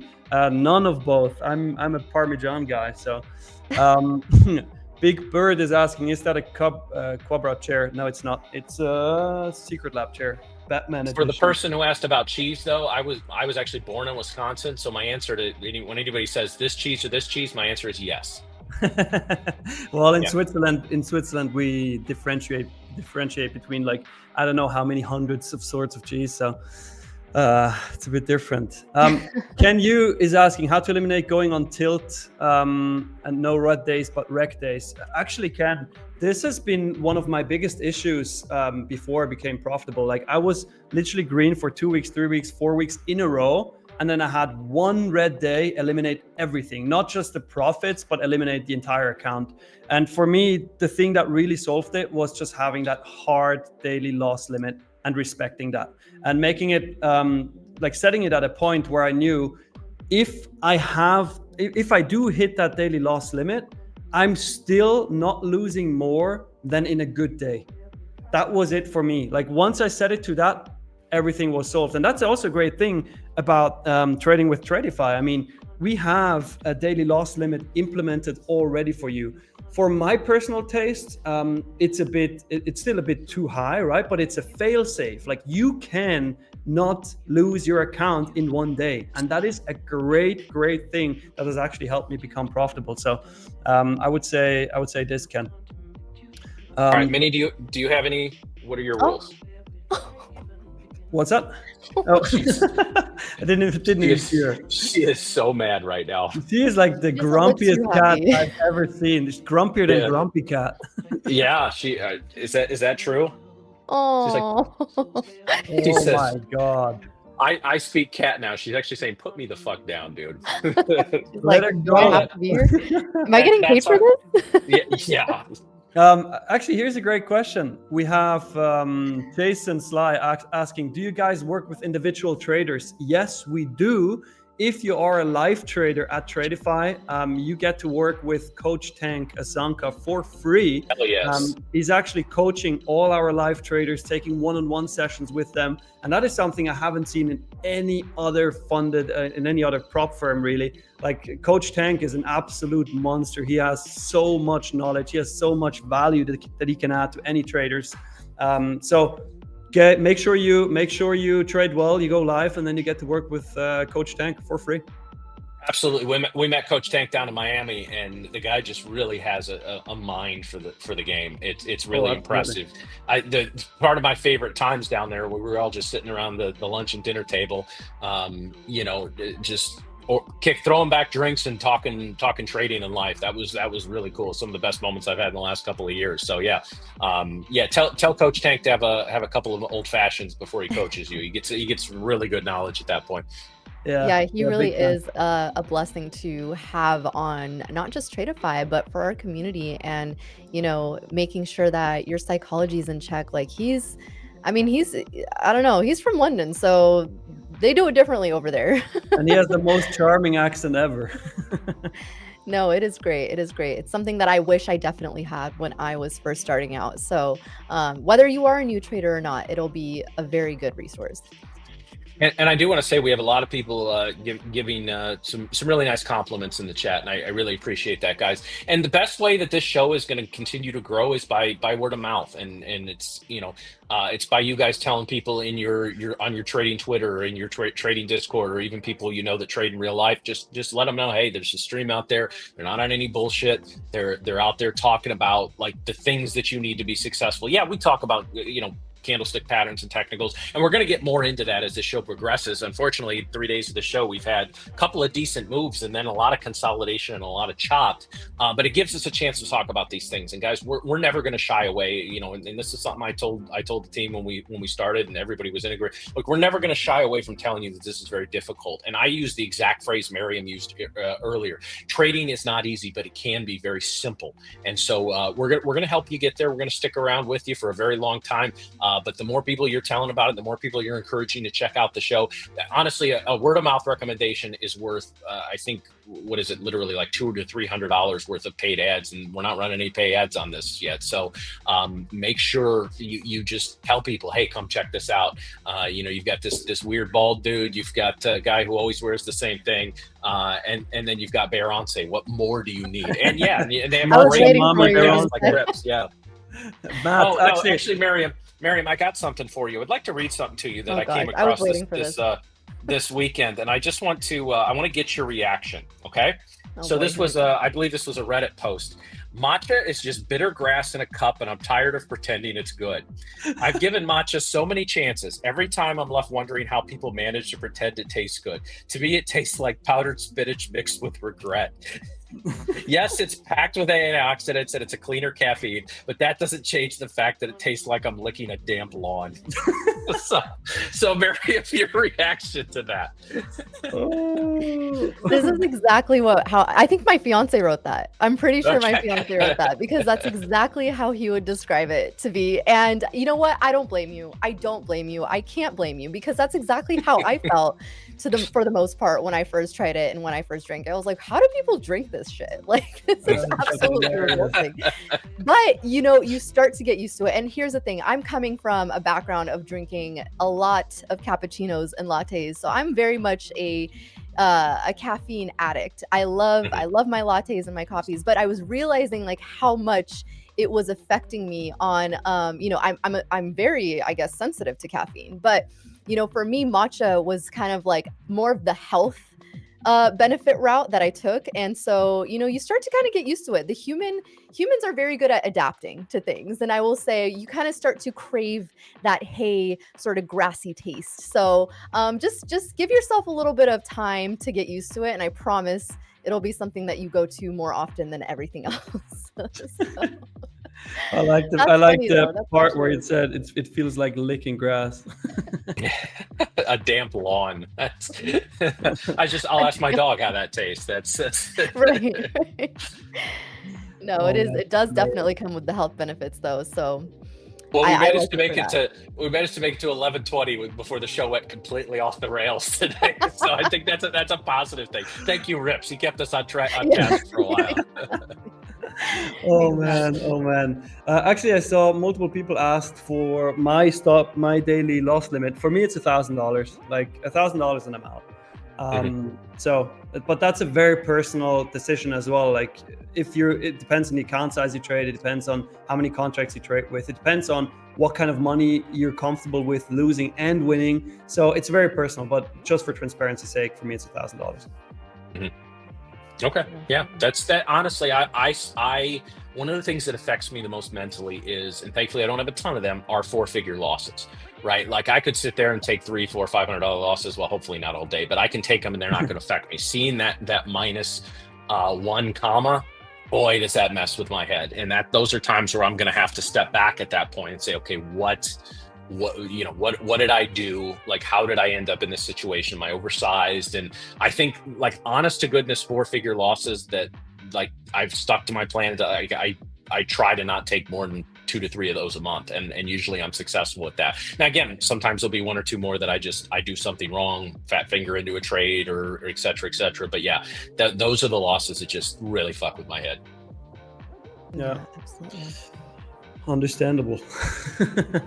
All right, so I guess we can kind of begin to put a bow on everything here. But yeah, so maybe we'll go around the horn here, give a couple of thoughts as we're kind of closing up. I'll start, and I'll just say, guys, if you missed the Rips being here, when this stream is done, go right back and watch it. Just dropping some great knowledge. And listen, I understand how things are, and as we rev up our trading, you're going to see more and more of that on this show. But guys, when you have this many people that have been trading for this many years, I mean, it's over 30 years between the 4 of us that were on stream today. And they're all telling you the same thing, telling you that the mindset is important, telling you having discipline in not only your trading life, but your regular life is important as well. For God's sakes, guys, listen, I didn't listen to that shit early on in my career. I showed you this book last week, the Disciplined Trader, right? And I read that book before I made a single trade. And I would love to tell you I took it all to heart. I didn't. I mocked the examples. And there's like, oh, he's talking about a trader that did this. What a dumbass. And then I did every single one of the mental mistakes that he talks about in that book. And it's just, wow. It's and so guys, whether it's reading that book, whether it's attending just search Mark Douglas Trading Psychology on YouTube. There's usually a ton of content. Some of it gets pulled down for copyright strikes and all that, but it's just great stuff. You got to have discipline in your personal life. You got to have discipline in your professional life. You got to have discipline in your trading life. When you begin to turn that around, and I love Rip's recommendation, guys, just maybe get up 10 minutes earlier tomorrow and make that a habit, then make another habit, then make another habit. Next thing you know, you'll have some things turned around and you'll be able to focus on your trading and eliminate a lot of those outside distractions. So yeah, that's what I'll leave you with, and I'll turn it over to my boy, Nick.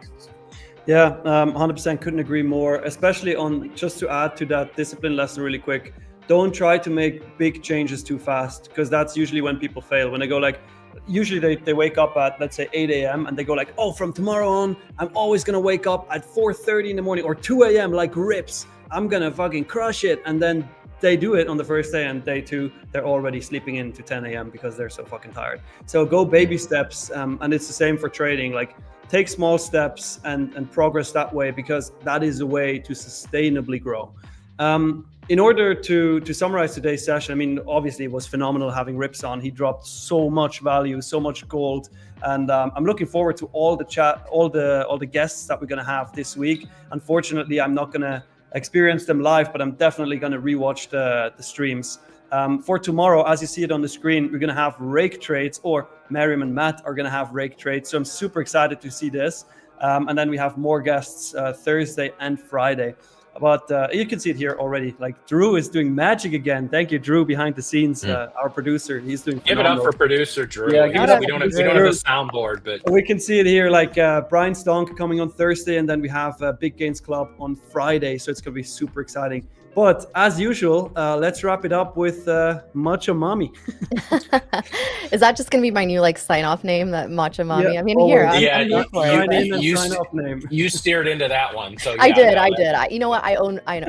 I own it. Yeah. But you know, like Nick and Matt said, we are so grateful for you guys all today. We're so happy that you guys joined us for our first ever guest. Many more to come. I hope you guys enjoyed it. And as always, please at us. We're gonna drop our ats here too on all socials. You can comment, you can follow us. You can let us know what you guys think, what you guys want to see more of on the stream, and you know, we'll be happy to be live with you guys every single morning, 8:30 a.m. Monday through Friday. We got some heat coming on for you guys. So like Rip said, always go be grateful. Go do some mindfulness techniques. There's more to trading than just making money, right? We all want to be here to make money, of course, but go tell someone you love them, right? Go be grateful for someone. Go be grateful for something else. Go text someone and tell them how much you love them today. And as always, go be great, and we'll see you tomorrow. See you guys. I guess. Over now.